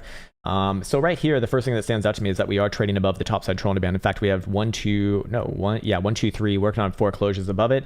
As long as that condition is made, which it will be made, as long as we are closing above 1.38 cents, then I would be looking for general continuation to the upside. In this case, short term would be about 0.017, maybe even as much as like 0.018 or so. It would be looking pretty damn good there. Daily MACD freshly crossing up alongside trend continuation is looking pretty nice. Even the ADR is actually back above, which is nice as well. Let's go look at it over here. What our other charts are suggesting. This is a 4 hour, but 4 hours looking pretty damn good for short-term continuation. Nothing bearish to say about this thing as long as it's above 1.1, or let's just say 1.2 cent. Also volatility expanding down there too. Daily. Beautiful setup actually. Yeah, this one's looking pretty damn good. I'd be looking for this one to stab up towards 1.8 to 1.9 cent actually. This one's looking decent over the next week or two. Daily, multiple drives of hidden bullish divergence right here. Volatility expanding. Daily jewel as well. Trend, momentum, volatility, good. All major moving averages in bullish posturing. Very fucking good. Looks nice, man. Looks nice. Yeah, looks pretty damn good, man. Like more long term, wouldn't be surprised to see it back above 2 cents, but I don't know how long term you are right there. Hopefully that was helpful though for the BPROers of the world. Go Lucky says, hi bruv. Hello bruv. How likely is Bitcoin going to pull back around 51 and a half and 56 and a half? So what do you mean? Okay, so when you say like, hey, we need to define some terms right here, right? So how likely is it to see Bitcoin pull back at around 51,500 bucks? I would say it's very likely to pull back around there, but what time frame and what constitutes a pullback for you? So for me on something like this, it'd be a 4 hour. I'd want to see like a 4 hour pullback into a higher low and then continuation at 56,500 bucks. How likely is it to pull back? I think very, very likely. I mean, it's just very, very common to sell off around your prior sort of breakdown levels in this case. But like that would be a more higher term time frame level, because now we're looking at, well, obviously a daily right here. I mean, this even applies to like a 5 day. So I'd probably be looking for a bit of a daily pullback, and then we get to play the game of where does the higher low come in, or maybe it doesn't come in at all, and maybe this all was a bull trap, although I don't necessarily think it was. But if your question is literally just that, then I suppose that's what I say about that. So yeah, that's I guess all I have to say about them. Dan Henderson says, morning Krown, good morning sir. Could you look at MVIS on the daily weekly? Sure. Drink water and perturbed on, my fucking man. MVIS, okay. Microvision. I think this one's been requested before in the past, but I don't know what it does actually. Anyways, daily. Okay, daily, very obviously consolidating right here. I do think it is a more healthy consolidation than not. In the areas to kind of judge this one are pretty obvious right here. Yeah. Okay. Yeah. Just don't want to see a closing lower low than 12 bucks or so. It looks to me like we've already played that hidden bearish divergence. That was a nice move right there. Probably stabs the lows once again at like 12.30, 12 and a quarter or so. But as long as it doesn't break that level, I do look at this one as generally okay. The question is, what sector is it in? Because that would really help my biases here. Because long term, this is terrible. I mean, this is just god awful long term. But I would be looking for a bounce off this level first. Trade sideways a bit. and probably does try some upside from there. I mean, I actually do like the structure right here. So, you know, as long as it can hold the lows, I would be looking for a rally back up and play within a range for a while. You know, might even take like a few weeks or a month between about $12 and $16. Above $16, that's actually where I'd start to get decently bullish for a move back around 20 to 21, and long term this would start to look, you know, a lot better for continuations, I suppose, to like 29.5 or so. Where am I getting that from long term? Yeah, right around there. Other than that, though, the obvious area to get bearish below is right below $12 on like a necessarily especially a weekly, but even a daily probably does do it.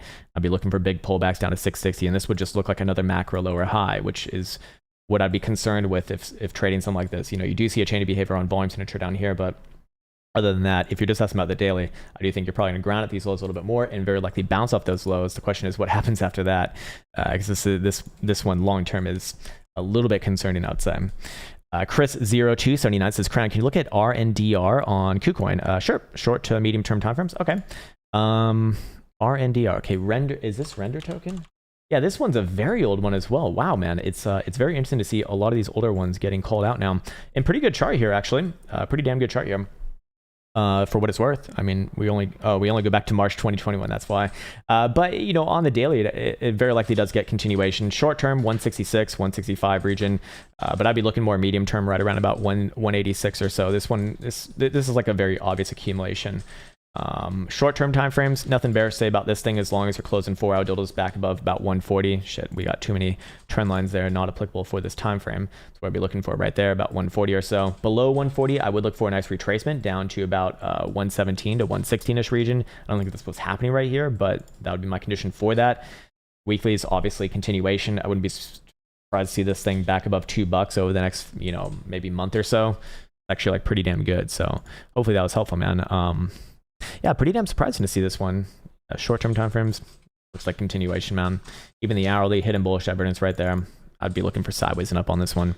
Looks good. Looks pretty damn good. Ian Terry, what's up, man? Holy shit. Yeah. Hey, man. All good. All good. It's cool to see an OG of the cave still around, man. And thanks, brother. That's fucking awesome, man. Any chance we could look at AVAX USD? Oh, is this a symbol? Is this a euphemism for anti-vaxxer? I'm not an anti-vaxxer, sir. I'm not an anti-vaxxer, I just don't get vaccines. Probably shouldn't say that on the internet. Yeah, maybe we can look at this one.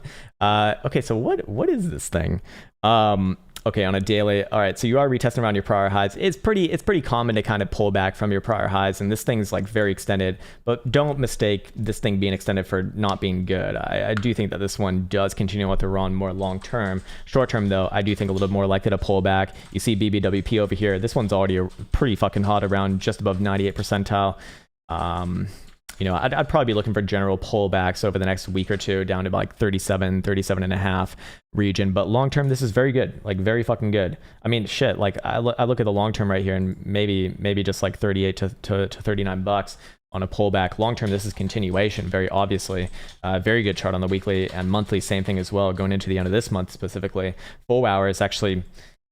Maybe I have to take back what I said earlier. This thing is so fucking strong, man. Even the 4 hours kind of already held us lows. I wouldn't even be looking for a general pullback to like 38 and a half, as long as about 40 and a half bucks right there. This thing's looking up, man. Hidden bullish evidence on 4-hour RSI. BBWP is up there, but it can expand more from an 85 percentile to 100 again. I mean, those have been getting the local highs relatively well here, so I'll probably be looking for another stab to the upside. Man, this thing is very impressive. All major moving averages bullish. You can see volume just pouring in on this last breakout of those prior breakdowns. I mean, that is textbook fucking good. Very, very good, man. Very fucking good. I'm just kind of stumped by this one a little bit because it looks incredibly extended. But hey, if I have to go back to my own trading, my own lessons, it's like doesn't matter how extended it looks. If it's still showing signals, you got to trade it with the trend in this case. And this one, very, very powerful, very fucking good. And wouldn't be surprised to see this thing probably make new all-time highs. Maybe not this month, but very likely September. I mean, this is good. Very, very good, man. What does that thing do? El Toro, good morning from Sweden. What's up, man? Good morning from Finland, sir. Can you please look at sushi on the 4 hour, please? Sure, yeah. This would be a good one to record. I know that this one's popular, and a lot of people have been asked about this one as well. Okay, cool. All right, let's get rid of this chart too. It's probably made on lower term timeframes. There we go. Okay, let's go to a daily. Here we have sushi versus the dollar on Binance. This one being requested by Mr. El Toro of Sweden, actually, our lovely neighbors over here. Can you please look at sushi on the 4 hour, please? Thanks, man. I appreciate that. Nice comment right there. Anyways, I know that you asked about the 4 hour, but I do think it's important to kind of go over the daily right here. And because we will be recording this one for YouTube, well, why the fuck not, man? Daily, very, very good as long as you hold the $13 lows. This is switching around into a full-on bullish posture for all major moving averages. Very similar to setup to Bitcoin around 45,000 bucks, and you kind of already know the results for that one. You can still see that BBWP is trending down on the daily, so I don't think this one's ready just yet. And daily RSI it's just going sideways right there. It's not really giving us too much, so I would be looking for a bit of sideways. But long term, very likely it does try to the upside. Looking at a 4 hour right here, we do see that the 4 hour does remain with this overall uptrend as long as you're above 13.17. If we do lose that level, I would look for a nice general pullback down around about 11.5 to 11.60 or so. I don't think that's what's happening right now. This actually looks pretty damn good. We will have hidden bullish evidence confirmed of 1, 2, 3 drives variety. Actually it should do it right here because this is a low, to be fair. I'd actually front run Caretaker's. This is like one of the few times that actually would disagree with Caretaker's RSI. This is hidden bullish evidence right here, and this is 3 drives of variety as well. I'd be looking for short term a move back up towards the highs of this rally, somewhere around 1450 to 1460 or so. BBWP's on the floor. 4 hour jewel is with upside posturing here as well. Probably looking for this one to make a stab to the upside. I'm curious what momentum looks like on this one as well. Over here. Daily is a bit extended right here. Daily remains with upside momentum as long as above 1350. So that's actually confluent with the lower term timeframes. 4 hour says 1350 as well, which is actually really good to see both those on the same side. Hourly says 14 bucks. So a little bit of short term sideways right here within this short term range between about 1435, 1431 and a half, and our lows at 1317. But any sort of sideways here is completely healthy. The only issue would be coming back down below about 13, let's just call it 13.15. That's where I start to look for a general pullback. However, short-term sideways very likely does lead towards daily continuation up to 16.5 to 17 bucks. With the way this market's kind of operating right now, that can get extended as well. But what I really want to see is I'd want to see daily close. If the daily can close above about 14 bucks, we will have hidden bullish evidence on daily RSI. And if we can see BBWP start to expand as well, which is not right now, to be fair, it is not, then I would be looking for a continuation to 17 bucks and probably more over time as well. Probably takes a little bit of time as well, but a decent setup right there, but still a bit of short-term sideways, I imagine, does set up for a more long-term move. And hopefully that was helpful, sir. There you go, sushi. Nice one. Okay, we got want to sucky your dick. Okay. How did that one get past YouTube? Hey, Krown, can you do BBN on ASX? Baby Bunton on the daily, looking for next upturn. Okay. BBN. Daily Blunton. All right, sorry. There we go. Baby Bunton. Okay, like a baseball thing, or I guess they don't really have that in Australia. Okay, and you are looking at a daily. Let's see, where's this thing on the macro scale? I would be looking for general bounces around this region, anywhere between where we're at right now and all the way down to about 5.25. Long term, I know you didn't ask about it. It's not bad long term at all. I'd be looking for a bounce here first and foremost. Actually, maybe a slight move to the downside first, but the only way I'd really get bearish on this one is if you start to come back down and close below about 515. So tight margins right here, yes. Momentum oscillators are not necessarily painting the best picture for this one, to be specific, but I would give it a chance based off the higher term timeframes on this one specifically. I do expect that you will bounce off somewhere around about 530 or so.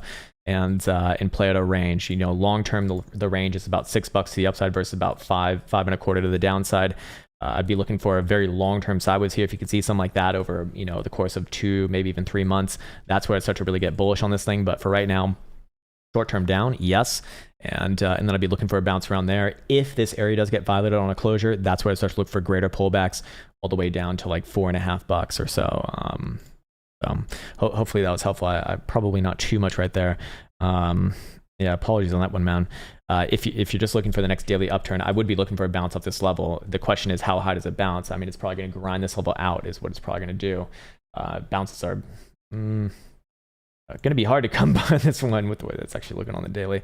But back above 558, that's where I'd start to actually look for a decently, a decent move back to like 5 3/4 or so.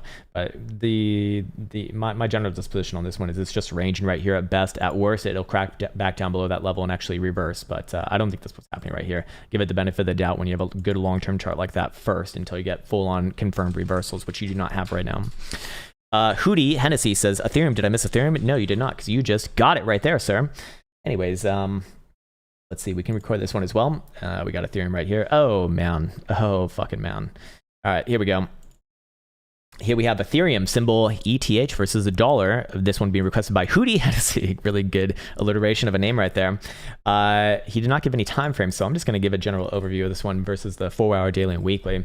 Daily right here, lovely consolidation. Again, nothing even short-term bearish to say about this thing as long as it's above 31.35 or so.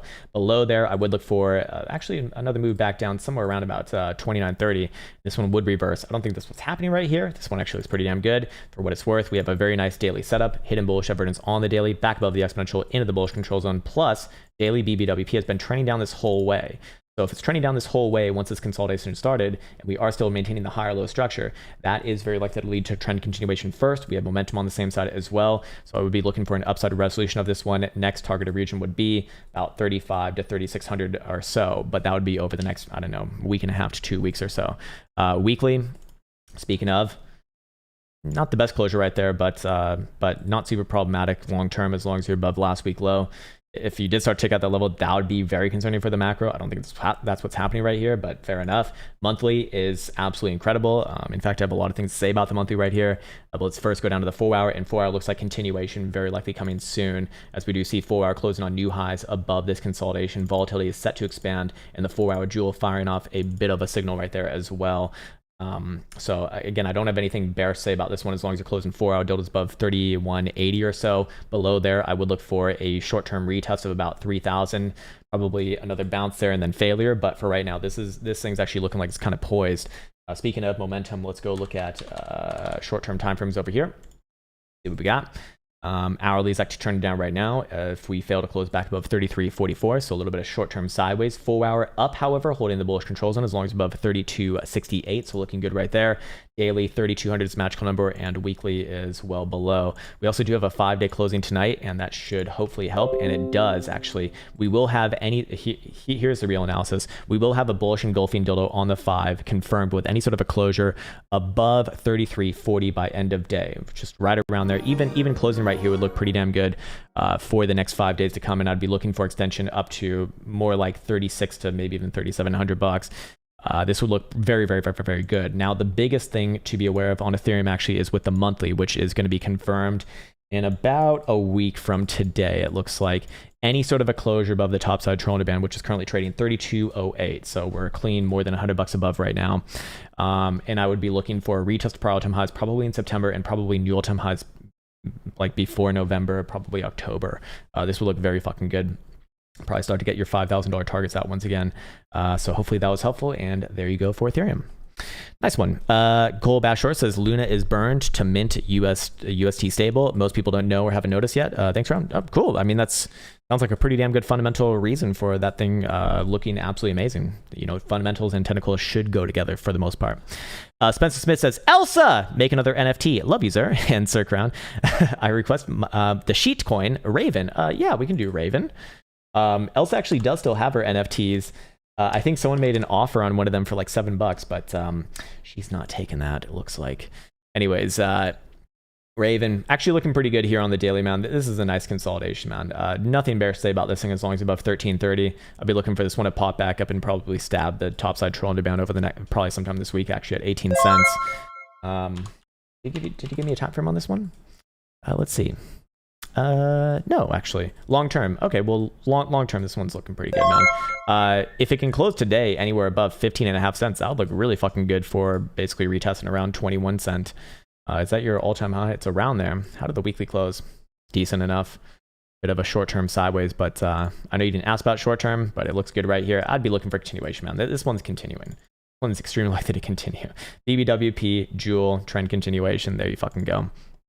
I'd be looking for a retest the highs on this rally, and then probably more long-term back around your all-time highs in this case. And, what are you going to do after that? You're probably going to make new all-time highs. I mean, usually when you retest prior all-time highs, you make new all-time highs in my experience. Almost always.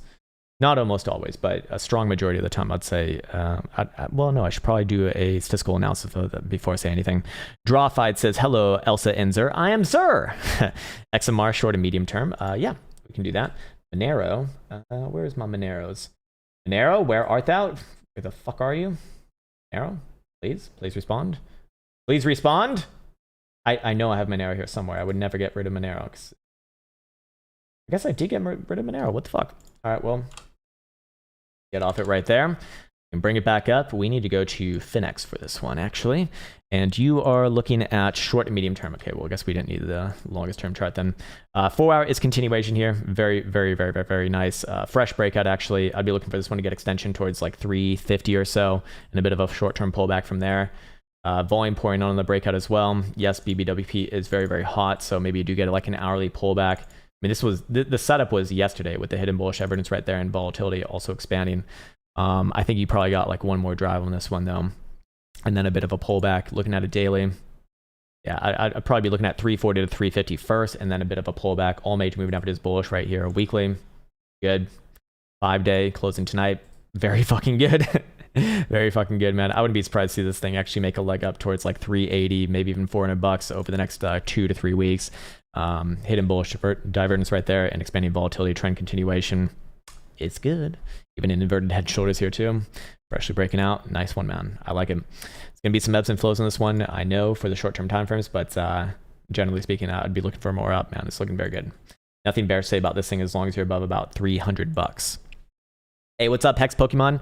I love you too, sir. I love you too. Hex USD, of course. And as always, Hex is looking really fucking bullish. Jesus Christ, man. I already looked at it this morning because I knew it was coming.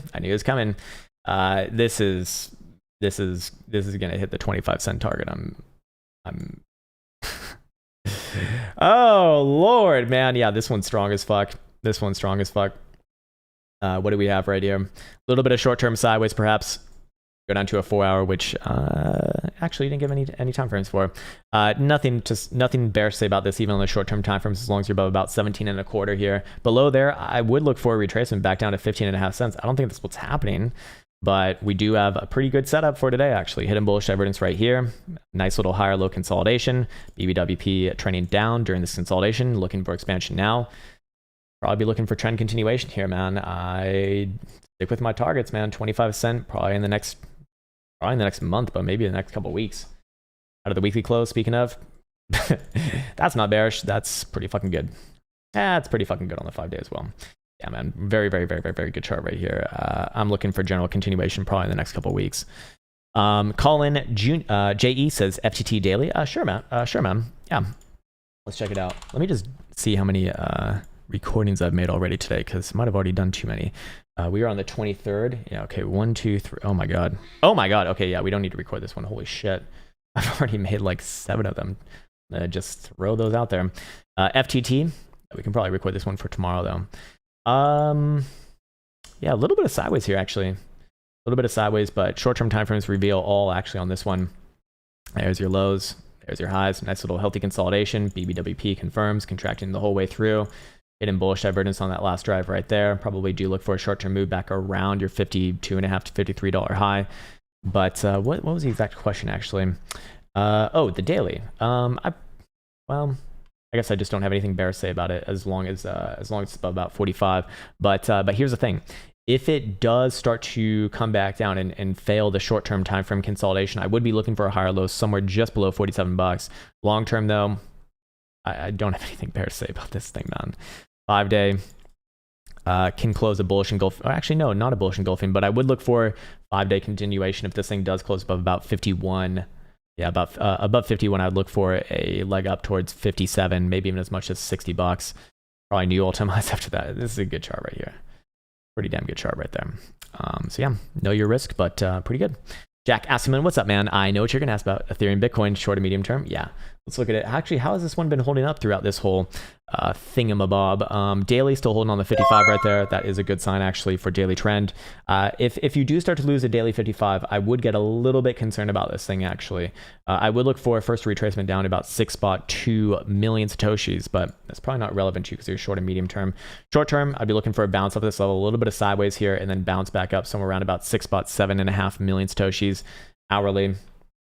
Short term probably does maybe test down first to like 6.6 or so, but I'd give it a chance to bounce off here first. Again, I always have to reiterate with this one, I love the higher term timeframes, but it is looking a little bit shaky right there. Just don't want to see it lose a daily 55. If that happens, then I would look for a deeper retracement. And will that start to destroy the monthly?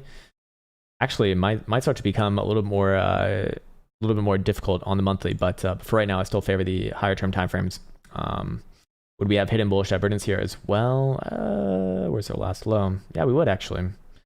No, we would not actually. Sorry. So a little bit of sideways there in the short-term timeframes, but I would be looking for this one to pop back up. I would feel very comfortable looking for like a decent-sized move back above about 6.8.5 million satoshis. So again, higher-term timeframes do roll this one, in my opinion. MGM says, hey, Krown, what's up, man? I'm holding to avoid taxes, but I'm going to start trading next year. Watching you and taking practice trades is my strat for now. Thoughts? That's actually really, really excellent. Oh, shit, this is a perfect time to make this announcement. If you're in the TA program or the Neophyte program, there is a new video uploaded basically going over the way that I test trading strategies. It's probably self-explanatory for many people, but I thought it would be a good idea to just put it out there because I was asked like a week or two ago.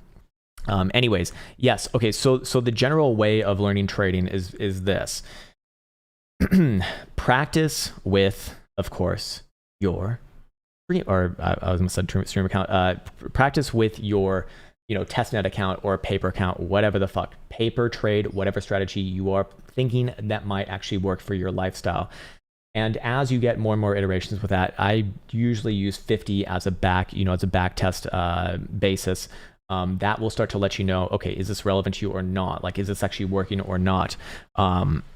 But it needs to be very, very specific. So I uploaded a video on YouTube, 100% fucking free, which essentially goes over the trade strategy and checklist, which can give you like a basic guideline of what a strategy should look like in its totality, and then also like how you can fill it out for your own self and create your own fucking strategy. Then you go and back test it, which sounds like is what you're doing right now. I'm basically practicing on a testnet account.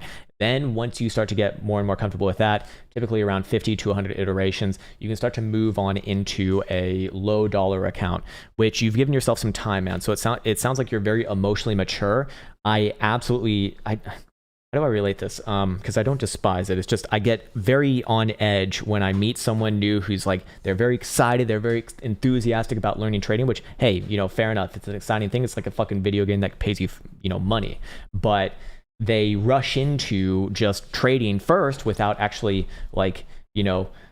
verifying for themselves that their strategy is going to work. Because look, you have the very beautiful, very, very beautiful fact of this market that you can not risk any finances, but still get experience and find out if your strategy is going to fucking work or not by trading a testnet account or something similar to that. And it sounds like that's exactly what you're doing, which is great, man. Because the biggest impediment to most people that I see who have failed in their quest to become a full-time trader is that they lose their trading equity before they actually learn how to trade.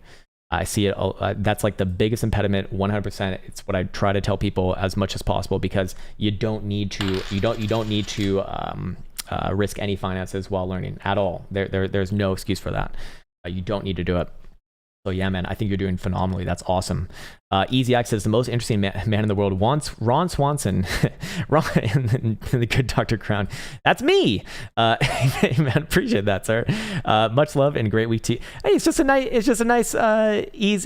nice positive message. Thanks for that, Easy Ike. Well, shit, man.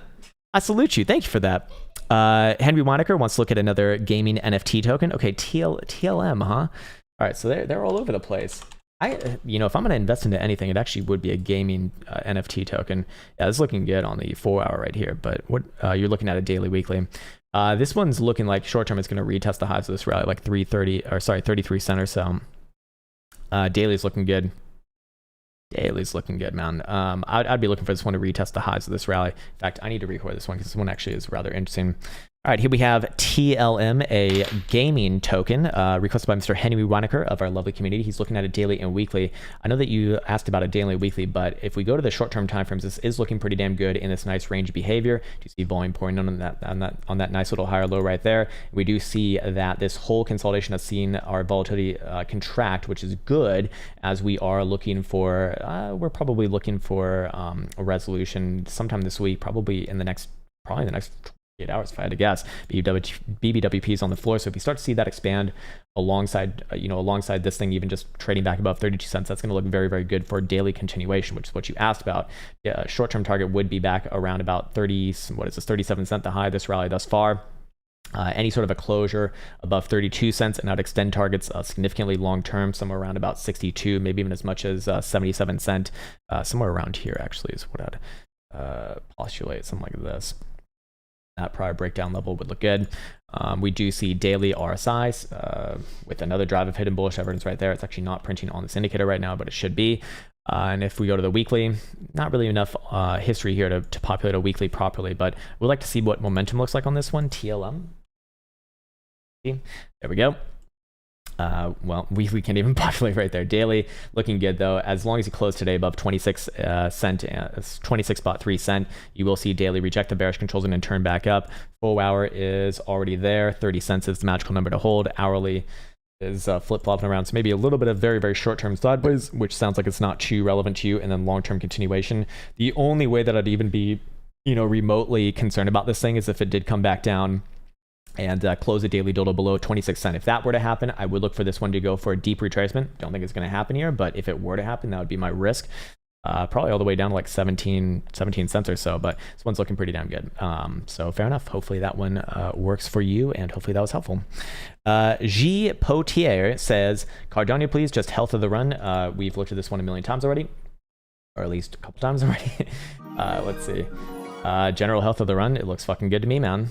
There will be pullbacks on the short-term timeframes, obviously, but this is very obviously looking for continuation here.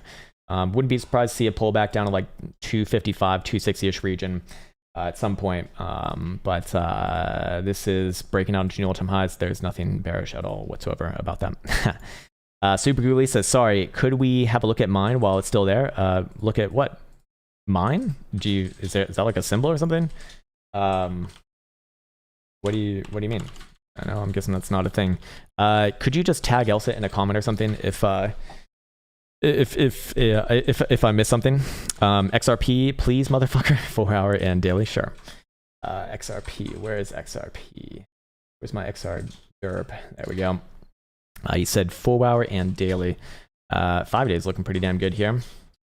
I'd be looking for continuation up to like 150 over the next like couple weeks.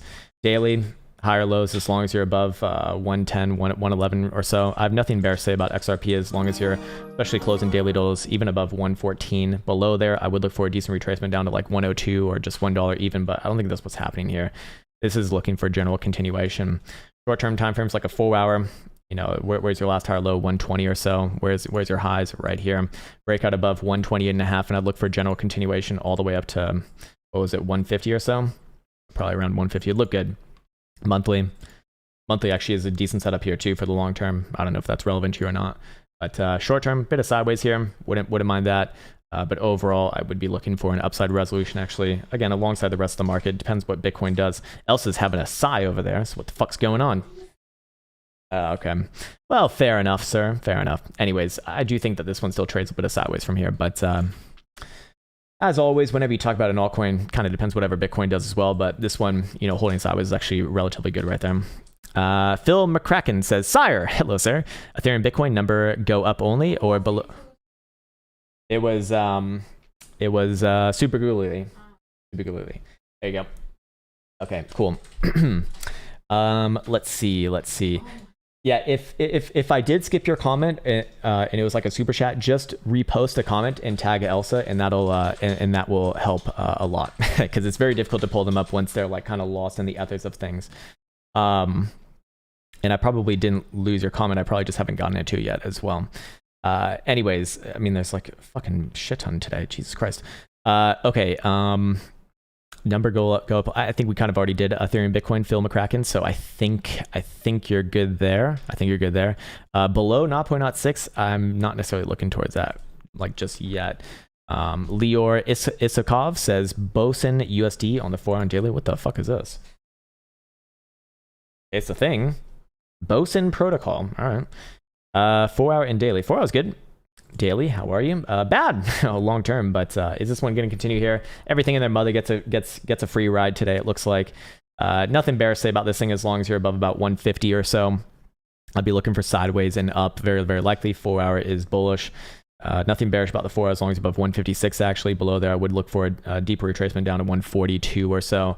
But for right now, man, I'd just generally be looking to the upside. Short term, you got one basically just below $2. If this thing goes for a tear above the 21st of August high, then I would look for extension, like a big extension actually, all the way up to 2.5, maybe 260 or so. This would look pretty fucking good actually. Jesus. Never seen that one before, but not bad. No one important says, hey, sir, can you take a look at KCS USD? Just one at a time, sir. I do know it's frustrating, but there's just so many people here today, man. My voice does not have the stamina for this one, but this one's looking very good. KCS, looking for a retest of your 1420-ish region weekly. I mean, this thing's this thing's looking very, very good on the weekly. Very good setup right here. Hidden bullish evidence, multiple drives. I'd be looking for this one to retest the highs of this rally, $19 over the next couple of weeks, and probably make new all-time highs. This one's going to have or very likely to set up for a good closure into September. So probably in September, tries for something like that. Nothing bearish about this thing, even on a daily, as long as above 1070 or so. Very nice. Very, very nice, sir. Mark Tai, hello, sir. Can you look at MTV? Okay, so this is a coin. Okay, multivac. The fuck is this? Getting a little bit extended there, but yeah, I probably would be. Well, would I look for a pullback first or not? It's a real question. I like the 5-day setup, but what time frames did you look at? Long and short term. This one's a little bit easier on long term. Short term, actually, I don't really have a strong opinion on. Could pull back to like 0.9 of a cent. It wouldn't bother me, but 5-day, any sort of a closure today above basically 1 cent, or basically even just 0.9 of a cent, I would look for a retest of the highs of this rally, 1.4. That actually would be pretty much around your all-time highs, so that probably does set up for new all-time highs into September. Monthly is already very, very good here. I wouldn't be surprised to see this thing try for new all-time highs into September. Not a whole hell of a lot of history there to really generate targets from, though. Dan Henderson says, the plant on your shelf is retesting all-time highs in your hair. Pullback or price discovery. It is actually looking pretty damn good today. Look, it looks like I'm actually growing something now. There you go, baby. Amazon on the daily, weekly. Okay, AMZN. I've actually never traded Amazon myself. Monthly, a little bit nasty right there. Weekly probably bounces here. But this one is starting to look a bit toppy. I would be looking for a bounce first. Probably bounces up towards 3340 before anything else happens. Maybe even as much as 3400. Then I'd be looking for a bit of sideways. But this one is starting to show a little bit of signs of weakness right here. But I would not be looking for an actual breakdown until this thing's like close in weekly deltas below 3150. For now, bounce first and then decide later. Other than that, I don't really have a strong opinion on this one. It still holds a higher low structure right here, and in trading anywhere within this range is more or less good, but it is starting to show a few signs of weakness here, which is not good. But first bounce, then decide probably in September if I had to guess.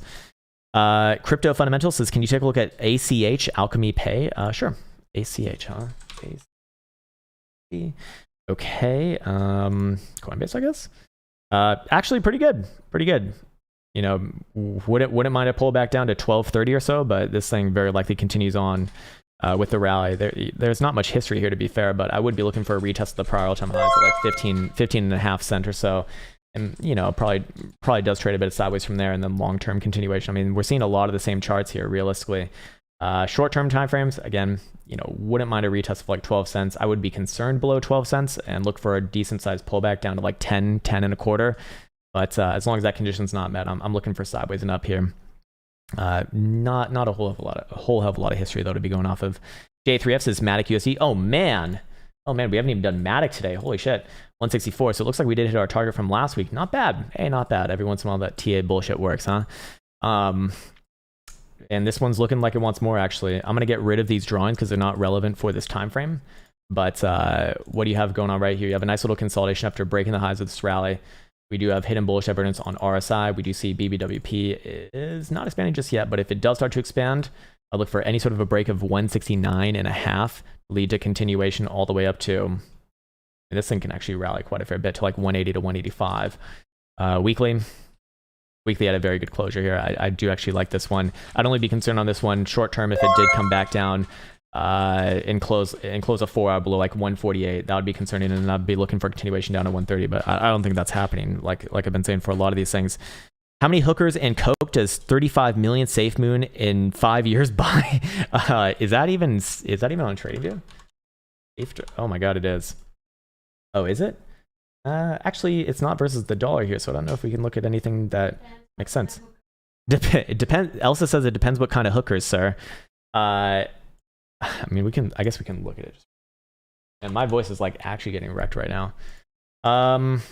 This is unhelpful. That is not a chart. It would appear 0 actually, unless if those hookers work for free, in which case you call that a wife. Bad joke. Crookface says, can't believe how quickly you figured out after May dump that Bitcoin was going to range till August. Your nuts are large, powerful, and possibly magical. Well, I mean, look, man, like, you know, you're going to have the same sort of experience too if you've been doing this for like 10 plus years. Like, I'm not doing anything magical over here. I'm just, when I first started, man, like I would have thought the same thing that I think a lot of people thought. It's like, oh shit, it's over. It needs to go down now.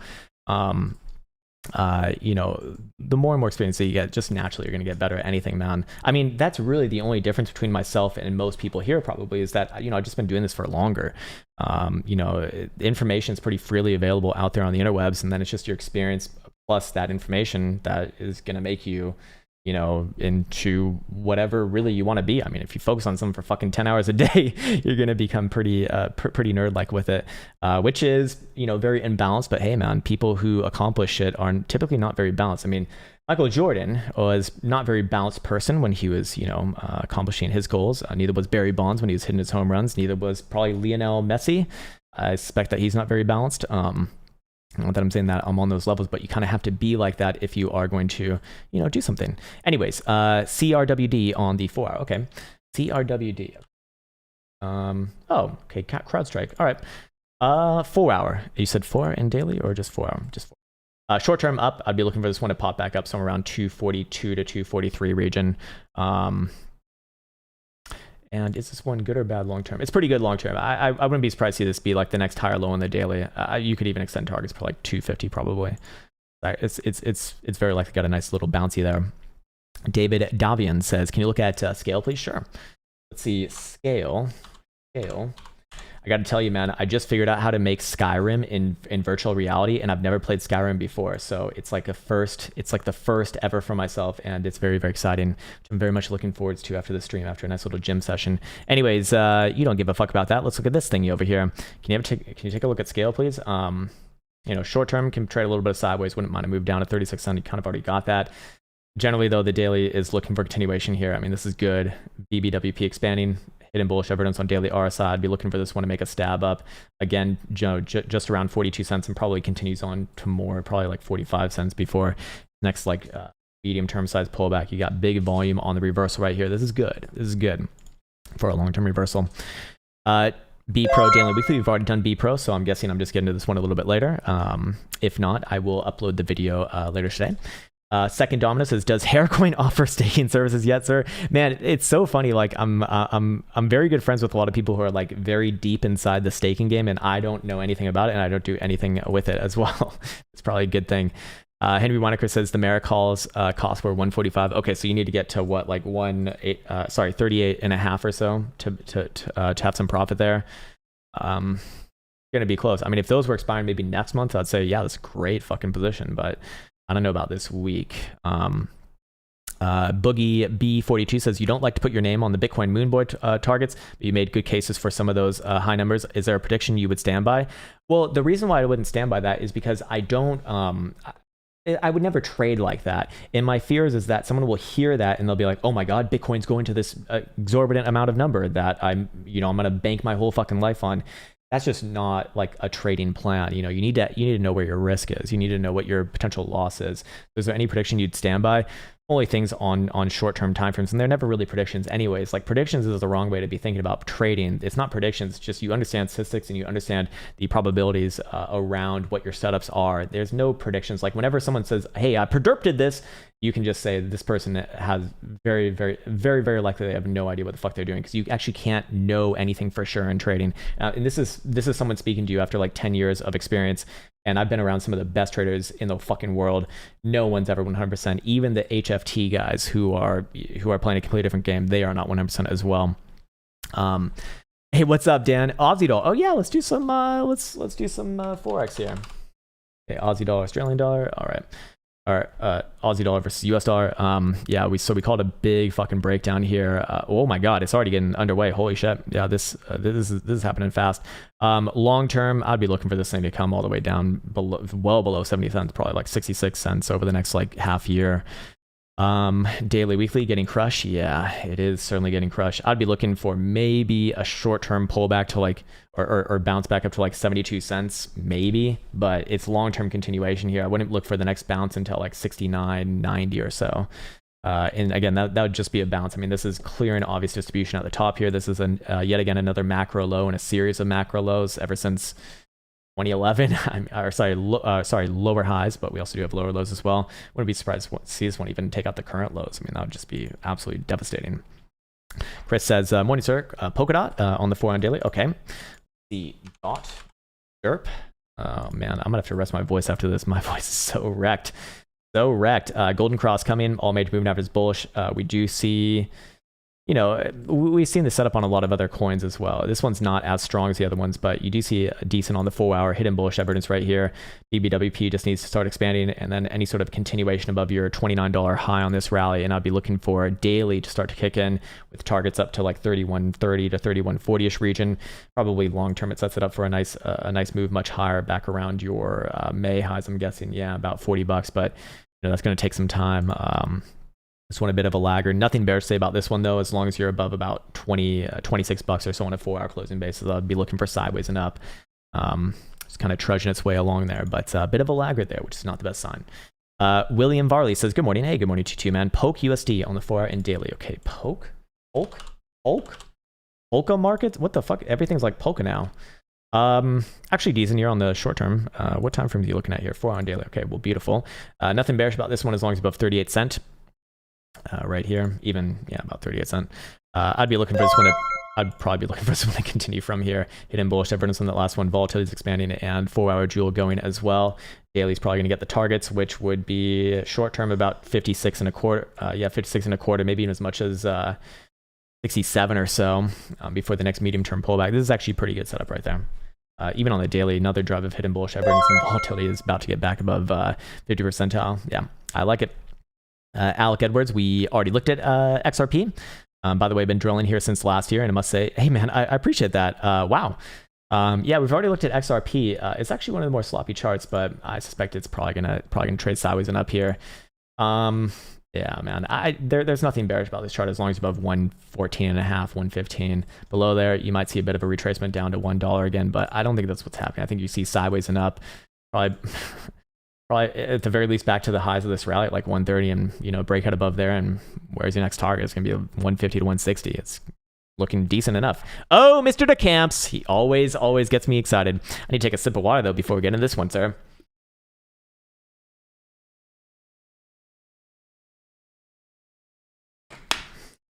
Hey, Go Lucky. Yeah, we did. We did get through this one. It was like a while ago too.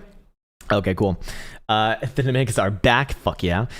In a small trade on OXT at 47 cents, looking for short-term exit. Okay, so you're looking at 65 cent is your plan essentially. Okay, so let's see. OXT, is this a crypto or a stonk? I'm guessing it's crypto. Oh, we looked at this one last week for you, right? Hey, there you go. There you fucking go. You're getting your first pullback, sell off of your prior rejective highs right here. Also the 200 simple, nice. That's to be expected. But I would be looking for I would honestly be looking for this one to trade up. Do I think back to your 65 cent daily? It depends how long you're looking at. Maybe for the next couple of weeks, I would be looking at this one. Yeah, probably around there. I think 61 cent is a pretty obvious one. Does it get a few more cent continuation on top of that? Probably yes.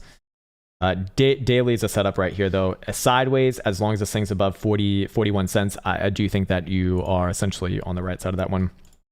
You entered it. Oh, you entered at 47 cents. I actually do think this one will end up going your way, to be fair. Do we yeah, we don't have any bearish divergence right there. I think it'll trade a little bit of sideways here on the short-term time frames. Probably comes back down to 42 cents or so. I wouldn't really be concerned about this one as long as you're above 39.5. However, below there, things can get a little bit more nasty down to 35.5. But again, you know how it goes with Bitcoin. Bitcoin gets to decide. Okay, whoops, I lost my place a little bit there. Blake Womack says, your divergence advice made me a lot of money. Nice. Well, don't thank me, man. You're the one who made the fucking trade. By the way, I really like L-theanine, active ingredient, and green tea. Nice. To combat caffeine jitters. Interesting. So that's why you don't get as fucking crazy when you drink the caffeines. Like it, man. Thank you for that. Fucking by the dip says Storm X mid and long term. Storm X, is this a ticker? I don't think I know this one. Storm? Is it Storm X? It is Storm. Okay. All right. Derp coin. Here we go. Mid and long term. Okay. To me, that's like a 12-hour on a daily. This one's not been around. This one's not been around for enough, man. I do think it continues on for me. I mean, you got a pretty good setup on the 12-hour. Hidden bullish evidence right there. But momentum also just can't even populate on a fucking 12-hour. I mean, that's not good. 4-hour Jewel actually had a really good signal right here. I'd be looking for general continuation. Nothing bearish about this thing as long as you're above 2.9 cent. Long term, do I have targets on this? Nah, it just hasn't been around for long enough, man. So I can't in good faith say anything about that. But I would be looking further north. Like that is a good setup right there. What's up, Stylix Series? We looked at Polkadot a couple times already, so I think I'm just getting this one a little bit later. Forget Polkadot, you say Ocean Daily Weekly. Okay, cool. Your weekly V game says when pullback. It depends what time frame you're looking at. I mean, there's pullbacks quite often on an hourly, but not so much on a daily. We just had a pullback down to $45,000, and that was the last base before a nice bear trap and continuation. Okay, Ocean Daily Weekly. Okay, got it. Ocean D. Looking at a daily. I mean, sideways above the 200 simple here is going to look very fucking good. Again, another consolidation above all major moving averages, but this one is getting a little bit more hot. 4-hour follows the uptrend as long as you're above about 91.5 cent.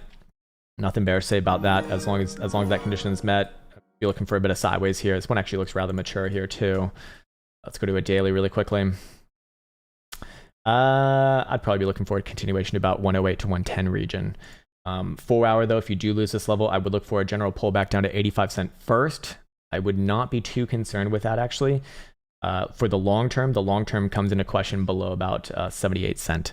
But short term, very likely sideways and up. I mean, generally following the rest of the market, and the 5-day is, well, the 5-day is not as strong as the other ones, but we do see actually higher macro lows over the course of this one's history. So I'd definitely give it the benefit of the doubt here. Holy shit, we're almost at the bottom of this now too. Holy fuck. Oh my God, that we're 2 hours and 50 minutes into this fucking stream. Holy shit. Nick Santos, can you look at EWT? We've looked at that one a few times already. Extremely briefly here. Extremely briefly. Pretty fucking good chart still. Still looks good. Looking for sideways and up on this one. Could easily come back down to $12, but that's completely fine. I would only be concerned below about $12 on a daily. Long term, very likely retest the highs and makes new highs in this case. I mean, this is a very good chart right here for the history that we do have, which is not that long to be fair. Space Chase says, "Hey Krown, CHC is this Chili's coin? Chili's eat fresh." what was their slogan? I don't even remember. Weekly hidden bullish evidence off that low. BBWP pointed back up. I just want to see that expand a little bit more. Daily should probably prelude that, and it's actually not right now. Also want to see a daily jewel signal as well, but the setup is there, and all major moving averages are bullish. The question is, do you see a pullback first to 35 cent or not? I'd just be looking at a higher low there anyways, to be honest with you. 4-hour reveals all. Not wise to look for even a short-term pullback as long as you're above 36.5 cent. This is not relevant for this time frame right there. I'd be looking for this one to trade sideways and up from here. It's decent. If you do lose that level, I would look for a pullback first to about 34 cent. But again, nothing long-term concerning about this thing as long as you're above 32. Below there, I'd start to not be bullish, but it's a 5-day I'd be looking at right here. You have a bullish engulfing dildo that is going to be confirmed as soon as 16 hours and 43 minutes. targets would be up around 50 cents, over the next couple of weeks, realistically. Okay, cool. All right. Audio USD 4-hour daily, says Vincent. All right. Audio USD. Jesus Christ, man. I think we've hit like every goddamn coin in this fucking market by this point. Basically, did it close on new all-time highs? No, it did not. Got very close. Maybe the weekly did. If it did. No, it didn't. Short term could easily come back down somewhere around about 265 or so, but I'd be looking for this one to retest around 360, 365, and then more, maybe into September. Short-term timeframes. Yeah, short-term timeframes make this a little bit easier. I would be concerned, however, with any sort of a 4-hour closure below 260 and look for, decent-sized pullbacks down to $2, and upside targets would be erased after that. But for right now, as long as it trades sideways here, very, very good. Just give it some time. Let's see. Emmy says, please take a look at EQZ. Okay, EQZ. Hey, thanks for that, Stocks here. Holy shit, man. Thank you for that, man. EQZ. Okay, equalizer. All right. Oh, Jesus Christ. Yeah, this is one of the worst charts we've seen today, sir. Actually saying something because most charts are looking, decent to decently bullish. But short-term timeframes, kind of reveal this one, I suppose. We do see 53 cent as a bit of a low right there. As long as that holds, I'd just be looking for sideways and up. Short-term back up to like 70 to 71 cent. Does it go on for a tear here? I would not be saying that anytime soon, as long as you're above about 70 cent on a 4-hour closure. If you do lose this level, however, I would look for deep retracements down to like 46 daily.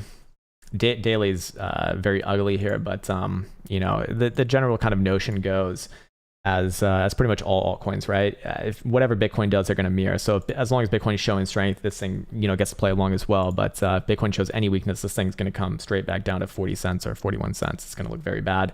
But sideways here is fine. Momentum oscillators are more on the bullish side. We see 4-hour RSI, even some regular bullish divergence, and 4-hour Joule signal right there, and 4-hour BBWP on the floor. So I'd be looking at this as a healthy consolidation first and foremost, as long as that condition is met. Holy shit, guys. I think this is like the longest stream I've done in a long time. 2 hours and 20 minutes. Jesus Christ, I'm not going to have any time for myself today. Oh, Mr. Derek. What's up, man? There he is. Senor Derek. There he is. Hey, what's up? What's up, Nimbo? I see you as well, man. I see you as well. Justin Young. There he is. Oh, God. Oh, God. What is this? It needs to stop. It needs to stop. Live City. What's up, man? Gohan's mom. Fucking nice. Fucking nice. Crypto Daniel. Hello, sir. All right. The last of the last ones. You think LRC will get continuation daily, weekly? Depends what Bitcoin does for the most part, but let's see. 4 hours looking very good right there. Nice breakout. Daily. As long as this thing's above 46 cent, all pullbacks are just higher lows, and to be, in my opinion, very likely bought. However, do with that as you will. This is not financial advice. I'm not a financial advisor. Does this thing go for a run back up to like 75 cent? I'd like to see the 5-day close today. If the 5-day can close above about 50 cent, basically where it's at right now, I would look for a general continuation in September around those next targets. Long term, not a fan of this chart. It's not a very good chart long term, just because it has not taken out its 2017 highs. But weekly, a little bit of sideways here, and probably does resolve to the upside. So does it get continuation? What would the condition for that be? Like, what would be the condition on the other side? As long as this thing's closing above 41 cents, yes, I do think sideways and up is the name of the game here. Again, mediated by whatever Bitcoin does, which, speaking of, very nice closure right there, actually. So I don't really have anything to update on Bitcoin right here, and my voice is sufficiently wrecked. I'm not worried about, as long as Bitcoin's above yesterday's low, which is 48,100. Not really worried about this as really much anything on the daily. Short-term timeframes, obviously, they can ebb and flow here, but with new closing 4-hour high, I'm still looking at about 51 to 51,500 first before some sort of a short-term pullback, and then. Here's the big focus for today. Here's the real analysis for today. Look, any sort of a closure above $49,000 by end of day today, we're gonna have a bullish engulfing dildo on a 5-day, and I'm gonna be looking at targets towards $55,000 to $56,000, probably over the next 10 days, let's say. So with that said, it's been an absolute pleasure, my friends. I need to rest my voice. I am absolutely wrecked. It's been a fun fucking time, but please enjoy the exit tunes as Elsa waves her little hands away, and take care. Write it, code it, name it, tweet it, mine it, stack it, live it, dream it, post it, scan it, charge it, send it, do it, and receive it. Trade it, buy it, sell it, store it, run it, list it, first rename it. Crypto logic. Pump it, hack it, lose it, dump it, sell it, ditch it, fix or pitch it, copy, paste it, nudge it, test it, build it,